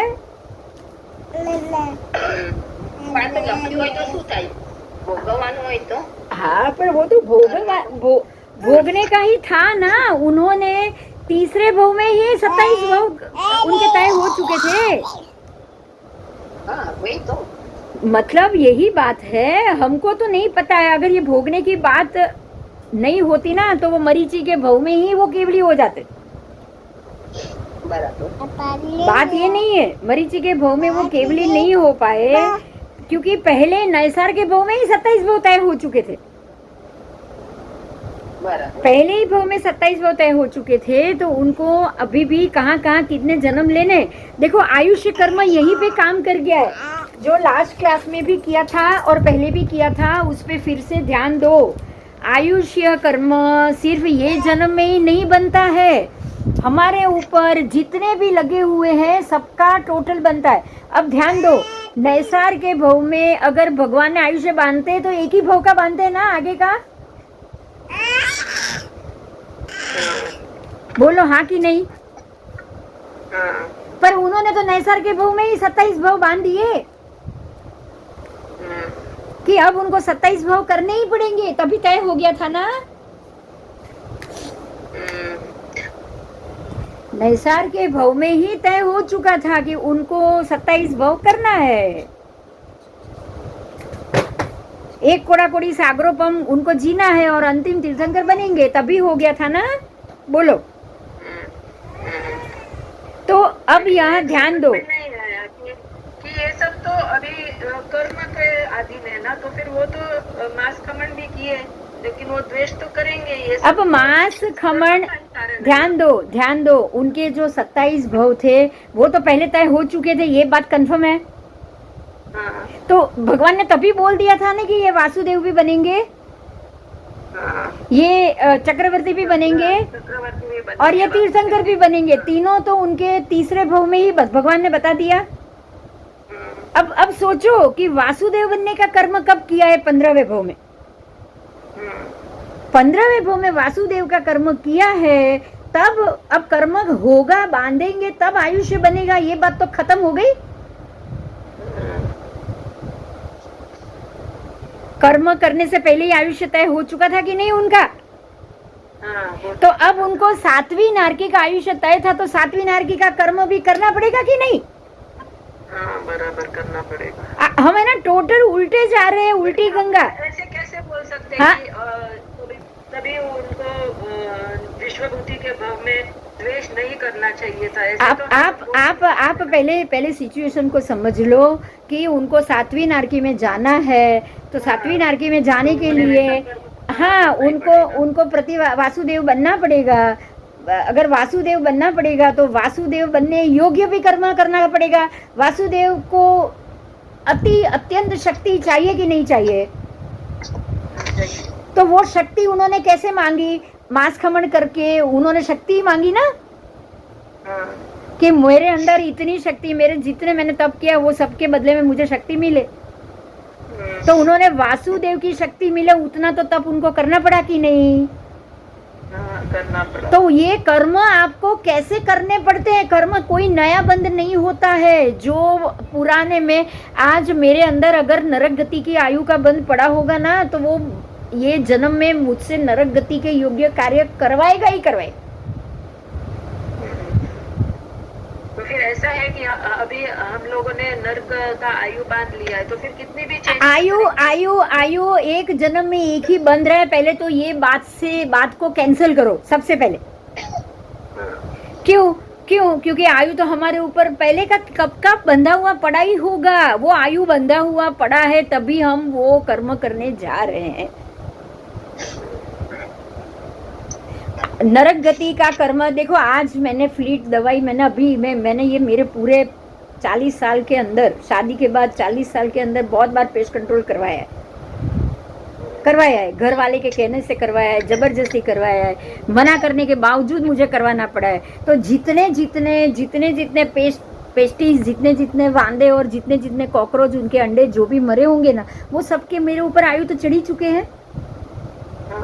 अब मैं ये मानूंगी कि मुझे ये सब करना था, तभी मुझे मैं ये जबरदस्ती पेस्ट कंट्रोल के बात में आई। क्यों क्यों? क्योंकि मेरे अंदर अब इतने इतने नरक के भव भी तो पड़ते गए ना, जितने मरते गए, जितने जीव पंचेंद्रिय मरते गए होंगे, उतने मेरे ऊपर नरक की आयु, नरक की आयु, नरक की आयु के एक एक अंकोड़े बढ़ते गए होंगे, बढ़ते गए होंगे। बात क्या हो रही है पता है हमको? अब हमारे समझ में ये बात आ गई। अगर मेरे अंदर ऐसे 50 नरक गति की, 5 करोड़ नरक गति की आयु पड़ी हुई है, तो ये सब जब इकट्ठी हो जाएगी और तब मेरी नरक गति तय होगी, तब मुझे वहां के इतने साल, इतनी आयुष्य तय होगी और मैं जाऊंगी नरक गति में, तो जितने भी 5 करोड़ आयु बांधी होगी वो सारी खत्म करके बाहर आऊंगी। बात समझ में आ रही है? ऐसे ही जब भी सम्यक, आप संकित पढ़ रहे हो, बहुत इंपॉर्टेंट है। जब भी सम्यक दर्शन पहला आएगा, क्षायोपशमिक सम्यक दर्शन, जब भी वो सबसे पहला आएगा, तब आपकी भव गिनती का टोटल हिसाब हो जाएगा। भगवान को नैसार के भव में सम्यक दर्शन आया, क्षायोपशमिक आया, आकर वापस चले जाने वाला, और तब भी उनको तय हो गया कि आज से तुम्हारे 27 भव होंगे। अब वो 27 भव में उनको कौन सी नरक में जाना है, उस हिसाब से वो तब करेंगे भाई। 7वीं नरकी में जाना था तो तब भी तो ज्यादा बड़ा करना पड़ेगा, तभी शक्ति ज्यादा मिलेगी और पाप भी ज्यादा होंगे।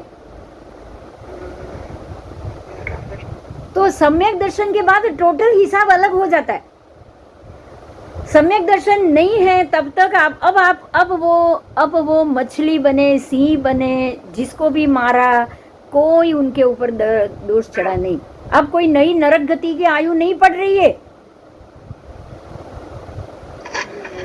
बात समझ में आई? वो 27 भव में नरक के योग्य बहुत काम किए, नहीं किए क्या? बहुत किए थे, लेकिन अब वो आयु पे नहीं चढ़ेगा।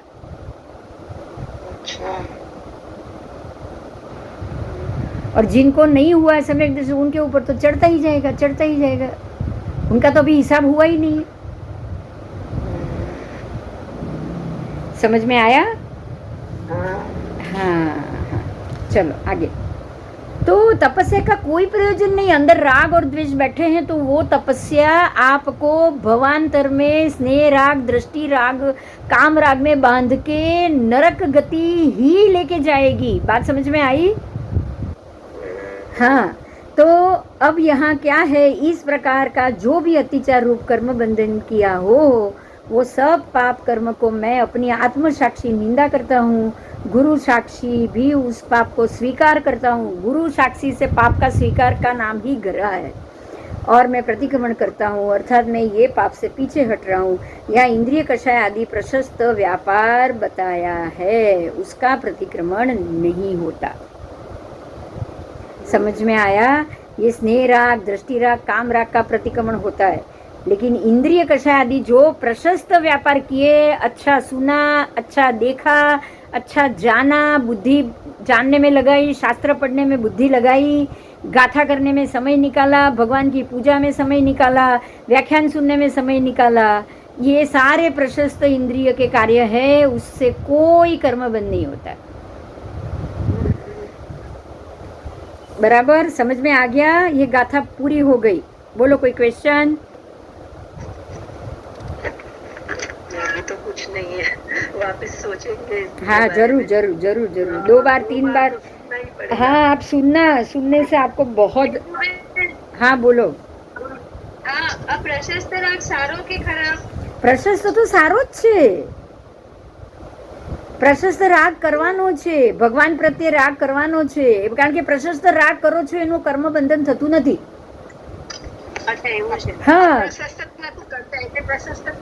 હા, તમે તમારે રાગ તો કરવાનું છો, તમારું મગજ વિચારવાનું તો છે જ.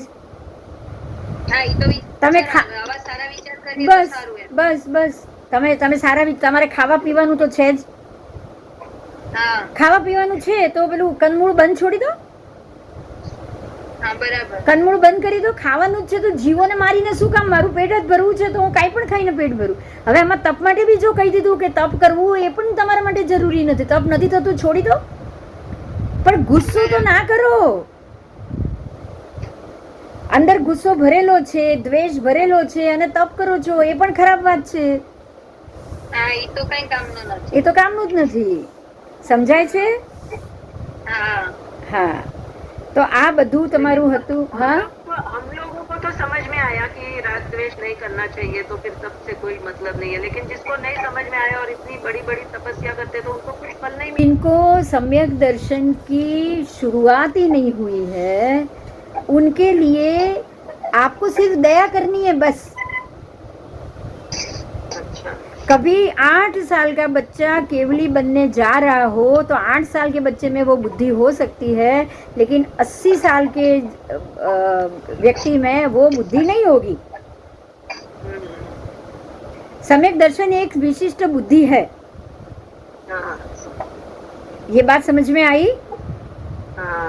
सम्यक दर्शन एक विशिष्ट बुद्धि है. वो ये सोच रहा है कि अगर मुझे खाना ही है तो ये खाना चाहिए, ये छोड़ना चाहिए. अगर मुझे गुस्सा ही करना है तो मुझे मेरे प्रमाद पे गुस्सा करना चाहिए, मुझे मेरे कषाय पे गुस्सा करना चाहिए और बाकी सारे जीवों पे गुस्सा करना छोड़ना चाहिए. अगर मुझे प्रेम ही करना है तो भगवान से प्रेम करना चाहिए, गुरु से प्रेम करना चाहिए, परमात्मा की पूजा से प्रेम करना चाहिए, ज्ञान से प्रेम करना चाहिए. बात समझ में आई? और मुझे ये सारी जगह से प्रेम छोड़ना है. सम्यक दर्शन है क्या? एक बुद्धि है. जिसके अंदर ये बुद्धि आ गई कि भाई बैलेंस करो, इससे पाप घटेगा और पुण्य बढ़ेगा, बैलेंस हो रहा है तो मैं यही काम करूं, ये बुद्धि हुई ना.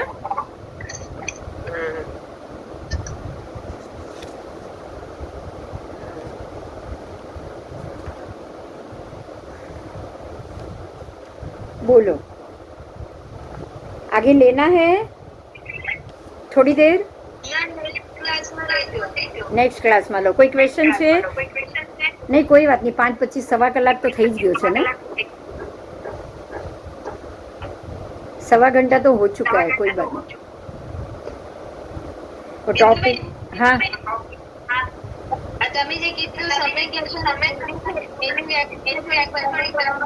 सम्यक दर्शन क्या है वो तो अभी हम 1-2 लेसन के बाद ही समझ पाएंगे. सम्यक दर्शन समझने के लिए, सम्यक दर्शन को समझने के लिए कुछ एग्जाम्पल और उसके पहले उसके पूरे स्टेप समझने बहुत जरूरी. ये ज्ञानाचार से सम्यक दर्शन आया, अब दर्शनाचार से सम्यक दर्शन आएगा. आगमणे निगमणे ठाणे चंकमणे अणा भोगे, मतलब क्या? आगमणे आने से, निगमणे निर्गमन करने से. आगमणे मतलब आवन जावन, समझ में आया? और ठाणे मतलब स्थान में, किसी एक स्थान में. चंकमणे अनाभोगे मतलब अनाभोग से. अनाभोग का मतलब ये हो गया कि बिल्कुल पराधीनता, बिल्कुल शून्य चित्त, बिल्कुल दिमाग नहीं लगाना, बिल्कुल मूढ़ दृष्टि. समझ में आई बात? अगर किसी स्थान में आना जाना किया हो, उस स्थान में जाके हम खड़े हुए हो तो ये पूरे चीज का हमें अतिचार लगता है. देखो समझो, मुझे नहीं मालूम और मैं गई घूमने और घूम के आई, मुझे नहीं पता था कि मैं ये रिसोर्ट में जाके आ रही हूँ तो मुझे हर तरह का पाप लगेगा. कौन? आवाज बहुत कट हो रहा है. हाँ, इसीलिए शायद नेट का प्रॉब्लम है, नेट का प्रॉब्लम होगा. अभी भी आ रही है कि नहीं? हाँ तो आपका माइक बंद करूंगी तो ही सिंगल होगा. एक बार माइक बंद कर लो, मैं बोलती हूँ. चलो देखो, हमें कोई भी कार्य मूढ़ दृष्टि से अगर हम करेंगे ना, बिल्कुल मूढ़ दृष्टि से, जैसे हमको कुछ पता ही नहीं है कि मैं एक रिसोर्ट में गई हूँ, वहाँ स्विमिंग कर रही हूँ, वहाँ मैंने बारिश में वो घास के ऊपर से पैर रखकर चली हूँ, गई हूँ, आई हूँ, ये सारी क्रिया करके मैं तो एंजॉय करके आई। हम एंजॉय करते हैं ना जाके, हमको कोई नहीं पता कि इससे अपकाय, इससे निगोद, इससे सारे जीवों की विरधना हुई। तो ये आपको नहीं पता, ये हुआ दर्शनाचार। क्योंकि आपको समझ ही नहीं है, आपने बिल्कुल मूढ़ दृष्टि से काम किया। अब जिनको समझ है वो अतिचार लेगा, जिनको समझ है वो वहां ध्यान से चलेगा, और जिनको समझ है वो जाके आया है उसका अतिचार लेगा, और जिनको समझ नहीं है वो कुछ नहीं लेगा। वो तो नहीं लेगा। तो इसके लिए दो शब्द आएंगे, आभोग अनाभोग। હા તો તમારા આમાં માઇક ખુલે છે ને ઇકો આવે છે, શું કરું બોલ। आभोग और अनाभोग दो शब्द है। आभोग और अनाभोग, अनाभोग मतलब कि मैं बिल्कुल मूढ़ दृष्टि से काम कर रही हूँ, मुझे कुछ नहीं पता, सारे भोग कर रही हूँ बिल्कुल मूढ़ दृष्टि से। हम बोलते हैं ना मूढ़ दृष्टि पण कीधु, आप अतिचार में बोलते हो ना। और आभोग का मतलब है आप सभी भोग को समझदारी से भोगो, और वो सारी चीज को मतलब भोगो। आप भोगने के लिए मना नहीं किया है, लेकिन ध्यान से भोगो, ध्यान से भोगो।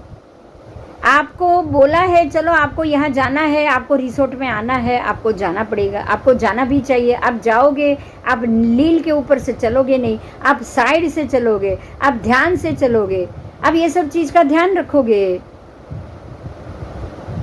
छोटे छोटे घास और लीली कुपड़ के ऊपर से आप नहीं चलोगे, आप ये ध्यान तो रख सकते हो कि नहीं बताओ। आप ऐसा तो नहीं सोचोगे ना कि अरे जाओ आओ कुछ नहीं है, जो होगा देखा जाएगा, आपको पता ही नहीं है, नहीं मैं नहीं, मुझे नहीं मालूम और मुझे इससे कोई लेना देना भी नहीं। आप ऐसा सोच के काम करोगे तो उसको मूढ़ दृष्टि। समझ में आई बात? उसको मूढ़ दृष्टि कहा जाएगा। लेकिन सोच समझ के भी अगर कभी रखना पड़ा तो फिर अतिचार तो है ही ना, उसके लिए तो है। आप अपने फैमिली के साथ जा रहे हो, या आप अपने फ्रेंड के साथ जा रहे हो, या आप किसी ग्रुप के साथ जा रहे हो, आप जाओ, जाने के लिए मना नहीं है, जाने के लिए मना नहीं है, लेकिन जाने के बाद ध्यान रखना आपकी जिम्मेदारी। संसारी हो तो जाना तो पड़ेगा, और जाओगे भी कि नहीं बताओ। संसारी हो जाना पड़ेगा, जाओगे ही। भगवान तक को नदी पार करने के लिए बोट में बैठना पड़ता है, और भगवान बैठे भी है, ऐसा नहीं बैठे, बैठे भी है, मगर उसका प्रायश्चित लेना पड़ता है। आपको तो यही समझो कि अरे उसमें कोई पाप आप नहीं लगता। समझ में आई बात? हाँ, इसको मूढ़ दृष्टि कहा जाता है। तो आगमणे निगमणे, आने जाने में, ठाणे स्थान में, रहने में, चंकमणे अनाभोगे। तो जो अगर हमने ये सारी क्रिया को अनाभोग से की, अनाभोग मतलब बिल्कुल मूढ़ दृष्टि से की, बिल्कुल अनजाने से की, अनजाने भी नहीं, मूढ़ दृष्टि करी। अनजाना तो है ही नहीं, अनजाने से तो कोई संगनी पंचेंद्रिय मन, आप अनजाने नहीं हो, आपको पता ही है कि यहाँ जाने से पाप लगता है, आप जानते ही हो कि लगता है। लेकिन आपने अगर ये आज कुछ भी किया हो और आप गए हो, आए हो, और लील वनस्पति, आली वनस्पति खूंदी हो, तो उसके लिए ठाणे चंकण अनाभोगे, अभियोगे अनियोगे, वो 5 अभियोग से और अनियोग से, ये भी 5 अभियोग है। राज्याभियोग मतलब राजा के कहने से किया, ये भी बहुत अच्छा है। आज अभी ये चालू ही किया तो मैं इसको पूरा कर लेती हूँ। अभियोग का मतलब क्या? अभियोग का मतलब है राजा भी योग, मतलब राजा के कहने से किया, राजा ने बोला आपको आना पड़ेगा और आपने किया है। फिर गणा भी योग मतलब कुटुंब समुदाय बोले कि नहीं चलो शादी है, आपके फैमिली में भाई के यहाँ शादी है, और आप रिसोर्ट में और वो सब जगह प्लेन में बैठ के गए आए, ये उनके कहने से कुटुंब परिवार के लिए गए हो। उसके बाद बला भी योग मतलब जबरदस्ती बलात्कार से किसी साधु महात्माओं को कोई राजा की आज्ञा हो और उसको ये काम करना पड़े, तो ये बला भी योग हुआ। देवा भी योग कोई देवता के उपद्रव के कारण करना पड़े, यहाँ गुरु निग्रह मतलब कि गुरु के कहने से, माता पिता के कहने से, वो भी आपके गुरु ही है, भाई बहन के करने से वो भी आपके गुरु है, विद्या गुरु, फिर ऐसे कोई भी धर्म उपदेशक, उनके कहने से अगर आपको काम करना पड़े तो ये सारा अभियोग हो गया। तो जो अभियोग है, अनियोग है बोलते हो ना, वो अभियोग, ये 6 प्रकार के अभियोग है। कितने? वृत्ति क्रांताकार, एक और अभियोग है वृत्ति क्रांताकार। तो दुष्काल के समय में जंगल में या किसी नौकरी के आदि आपको आना जाना पड़े, दुकान में आना जाना पड़े, जंगल में आना जाना पड़े नौकरी के कारण, तो ये वृत्ति क्रांतार कहा जाता है उसको। तो ये भी एक प्रकार के अभियोग है। तो ये अभियोग हो गए 6 प्रकार के अभियोग के कारण अगर मुझे जाना पड़ा है तो मैं उसका अतिचार से मैं उसकी माफी मांग लूं। उसके बाद अनियोग, अनियोग का मतलब क्या हुआ? नियोग, अनियोग का मतलब है मंत्री या अधिकार पद पे हो आप, कोई नगर सेठ हो और बोला है कि चलो ये उत्सव में जाना पड़ेगा, तो नगर सेठ को जाना पड़ेगा कि नहीं? जाना ही पड़ता है ना। और मंत्री आदि अधिकार पे हो, अब जो भी सेनापति बना है लड़ने के लिए जाना पड़ता है कि नहीं? लेकिन वो अधिकार से जा रहे, फर्ज अदा करने के लिए जा रहे, फर्ज अदा करने के लिए जा रहे, इसलिए वो स्थान पे अगर गए और आए तो वो दर्शनाचार, ये दर्शनाचार का अतिचार है, क्योंकि उसमें मूढ़ दृष्टिपनु आपको करना पड़ेगा। आपको जो कुछ भी वहां पे पाप हो रहा है, अतिचार है, उसके प्रति आपने मूढ़ दृष्टि की। बोलो, मैं अभी सब मेरे फ्रेंड के साथ गई थी रिसोर्ट में, तो मैंने मूढ़ दृष्टि की कि नहीं की? की तो उसका अतिचार तो लगा मुझे उसका अतिचार लगा, मैं उसको अतिचार मानू ना, यही बड़ी बात है। बात समझ में आई?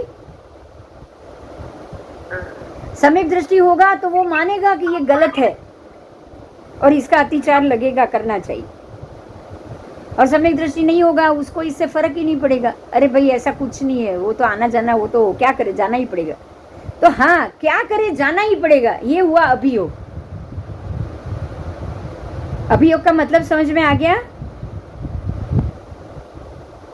अभियोग का मतलब है मेरे पास इसके अलावा कोई रास्ता नहीं, ठीक है?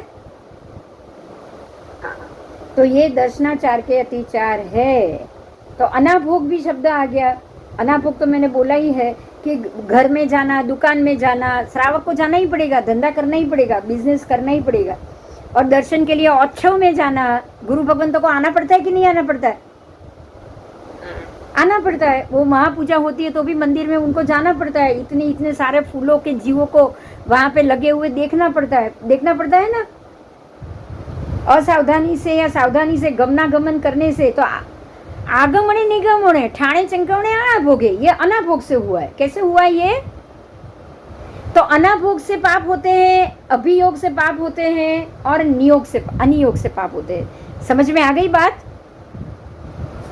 हाँ, और ये हमको करना पड़ता है, इसीलिए इसको दर्शनाचार के अतिचार बोले हैं, क्योंकि उसके प्रति हम मूढ़ दृष्टि कर लेंगे। हम इसके प्रति मूढ़ दृष्टि कर लेते हैं और जबरदस्ती मूढ़ दृष्टि मतलब जाने दे, मुझे तो ये करना ही पड़ेगा। हाँ बोलो। પ્રતિક્રમણમાં ગમણા ગમણેનું ઘી બોલે છે, એટલે પ્લીઝ આને જે અતિચાર લાગે શુદ્ધ કરવા માટેનું ઘી લાગે છે। ઘી બોલાય છે કે ગમણા ગમણે हमारे यहाँ बोलाई છે। हाँ, वही गमन आगमन, तो आगमने निगमने भी गमना गमने ही है। हाँ, मतलब એટલે એનું ઘી એટલે આ અતિચારમાં એક ટાઈપનો અતિચાર જ થઈ ગયો ને એટલે। હા, એ અતિચાર જ આખું વંદે તું સુધરા અતિચાર જ છે। હા, પણ આને માટે સ્પેશિયલી ઘી બોલે છે, વંદિતાને બધાને તો ઘી બોલે છે, પણ આને માટે સ્પેશિયલી અલગથી ઘી બોલે છે। ગમણા ગમણે। हाँ, तो ये गमन आगमन से जो भी दोष लगते हैं वो यही है। तो आज आपको ये गाथा में अभियोग, अनियोग और अनाभोग,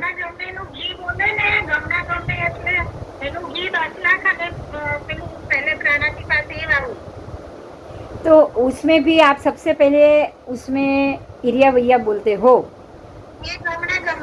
हाँ, इरिया वही बोलते हो ना, वो गमना गमने ही है उसमें।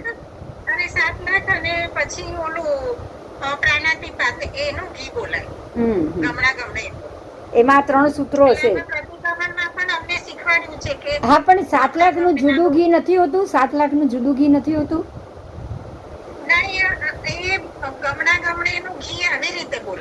એમ નથી કેતી હું, પણ ગમણે જુદું હશે, 7 લાખનું એ ઘી જુદું હશે એમ કહું છું. નહીં, અમે જેની પાસે શીખ્યા ને એ બેને અમને શું 7 લાખ બોલીએ ને એના પર પહેલા બોલવાનું ગમણે આલો. અચ્છા, અમારા ટીચરે એવું શીખવાડ્યું. પણ આપણે પ્રતિક્રમણમાં એવું, દેરાસરમાં ઉપાસનામાં એવું બોલાય છે? મને તો ટીચર મારા એવું શીખવાડ્યું. એમ નહીં, પણ આપણે પ્રતિક્રમણમાં એવું બોલીએ છીએ કે ગમણે આલો. અમારે બોલે છે એટલે મારા સાહેબ બોલતા હશે. હવે છે ને સમજો, આમાં મારા સાહેબ બોલતા હશે. હા, હવે આમાં મારા સાહેબ અને શ્રાવિકાઓ જયારે સાથે પ્રતિક્રમણ કરે ને ત્યારે આ બોલાતું હશે. બરાબર. એટલે શ્રાવિકાઓ ખાલી એકલી પ્રતિક્રમણ કરે ત્યારે આ નહીં બોલાતું હોય. બસ. એટલે આ સાધુઓના પ્રતિક્રમણોમાં અતિચાર પણ જુદા છે ને અમુક સૂત્રો બી જુદા હોય છે ને, એમાં આ ઘી આવતું હશે.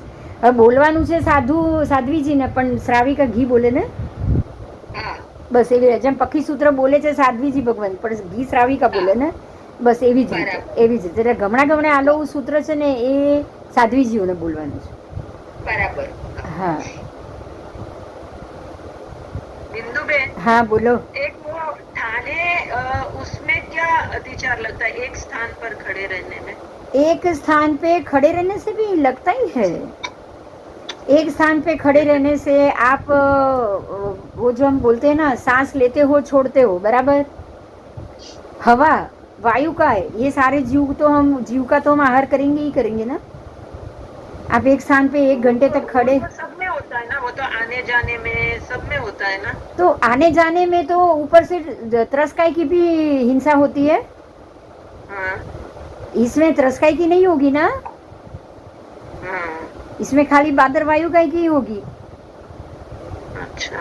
तो यहाँ जहाँ जितनी ज्यादा होती है वहाँ वो सारी चीज आ जाएगी. यहाँ पे एक ही आएगा तो एक ही चीज आएगी ऐसे. अच्छा. इसीलिए तो निश्चल ध्यान में निश्चल क्यों रहना है? क्योंकि निश्चल एक स्थान पे आप रहोगे, खड़े रहो या गोदुई का आसन में बैठो या किसी भी आसन में रहो, आप स्थिर रहोगे तो कोई भी दूसरी त्रस्काई की हिंसा नहीं होगी.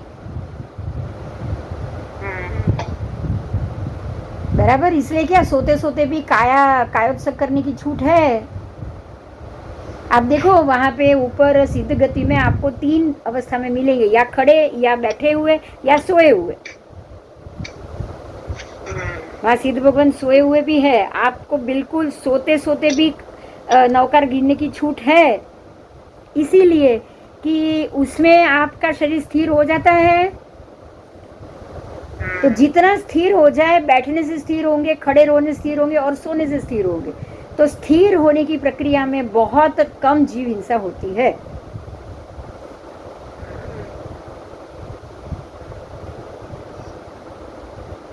बराबर. ठीक है. चलो, आज बहुत मजा आ गया, राइट. आज बहुत मजा आ गया क्योंकि हमने स्नेह राग, दृष्टि राग, काम राग पढ़ा, और ये राग पूर्व जन्म से ही संबंधित है. ये राग को ये जन्म में तोड़ना है, नहीं तोड़ पाए तो प्रशस्त करना है, अप्रशस्त नहीं करना. ठीक है. तो ये जो श्रृंखला है परमात्मा महावीर और गौतम स्वामी के स्नेह राग की, उसको एक बार वापस सुनना आपको बहुत अच्छे से समझ में आ जाएगा. और कल ऐसे ही 4 बजे हम मिलेंगे. ठीक है. मैं जरा कल परसों मतलब बुध गुरु शुक्र तीनों दिन 4 बजे हम ले ही लेंगे. आप ऐसे ही टाइम एडजस्ट करके रखना. 4 बजे हमको यहाँ पे इकट्ठा होना है. और बहुत अच्छा टॉपिक है. सम्यक दर्शन ऐसा होगा, कब होगा, होने की प्रक्रिया में क्या होगा, कौन से हमारे दलिए जो हम सम्यकत्व के इकट्ठे कर रहे हैं या मिथ्यात्व के कर रहे हैं, ये सारी चीज आपको ये प्रक्रिया से समझ में आ जाएगी. ठीक है. जो 14 गुण स्थान है उसमें सम्यक दर्शन की क्या प्रक्रिया है, वो ही प्रक्रिया को हम आगे पढ़ने जा रहे हैं. तो 2-3 दिन, ये हफ्ते के तीनों दिन आप हो सके उतना जरूर अवेलेबल रहिए. चलो. हाँ, बहुत इंटरेस्टिंग लग रहा है. यस. नहीं, बहुत ही इंटरेस्टिंग है क्योंकि ये जगह से हम अभी गुजर रहे हैं. हम अभी ये स्थिति से निकल रहे हैं ना, इसलिए ये बहुत इंटरेस्टिंग लग रहा है कि हम ये स्थिति से निकले तो हम ऐसे संस्कार अंदर ले कि हम ये, आज मैं किसी की पत्नी हूं तो पत्नी होते हुए भी मैं प्रशस्त राग से बाहर, प्रशस्त राग में आऊं, प्रशस्त विषय का सुख अगर आप भोग ही भी रहे हो, आप अगर भोग भी रहे हो तो प्रशस्त भोग। बात समझ में आ रही है? जिसका कर्मबंध ना चढ़े। वही तो, वो डिफरेंस अभी समझ में आ रहा है। हाँ बस बस बस बस, ठीक है, चलो कल मिलते हैं। कोई प्रश्न नहीं है ना? और कोई प्रश्न है तो पूछ लो। हाँ, દશેરા ત્યાં ઘડી એટલા ઉપર આવું પૂતગલ ઓશરાવાનું છે ને? મને નથી ખ્યાલ હા છે કે નહીં, હોય તો બહુ સારું, જવું જ છે, હોય તો જવું જ છે, ઇન્ક્વાયરી કરીને કે. હા મારે હમણાં, હા હા હા હા, ના એ તો મને હમણાં ખબર પડી જશે, મારે મેસેજ આવે છે એટલા ના, હું ચિરાગને ફોન કરી દઈશ, મને ખબર પડી જશે. મને કાલે પ્રશાંત કલ્પારા સાહેબે જ કીધું. ઓકે, હા તો આવી જ જજો, આવી જ જજો બધા જ અહીંયા પૂતગલ ઓસરાવા માટે આવી જજો. જો ઓસરાવાની ક્રિયા થઈ ને તો બહુ સારું છે, કારણ કે અમુક અમુક વર્ષે આપણને જેમ જેમ समझ વધતી जाए ना, जैसे जैसे हमारी समझ में वृद्धि होती है ना, वैसे वैसे पूतगल ओसराने की क्रिया में मजा कुछ और ही आता है.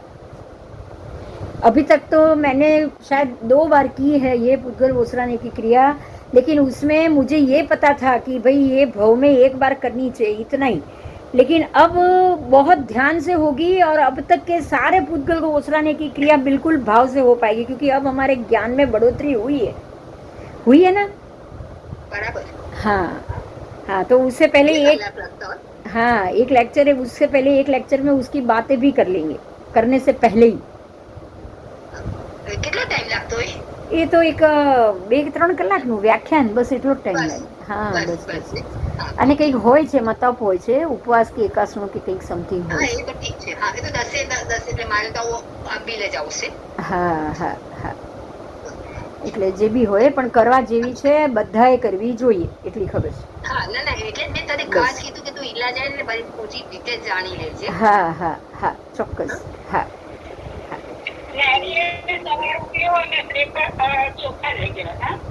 હા, ભાઈ તો એ લોકોએ લખ્યું બી હશે, હું જોઈને કહું, મેસેજ વોટ્સએપ પર કંઈ આવ્યો હશે, હું જોઈને કહું.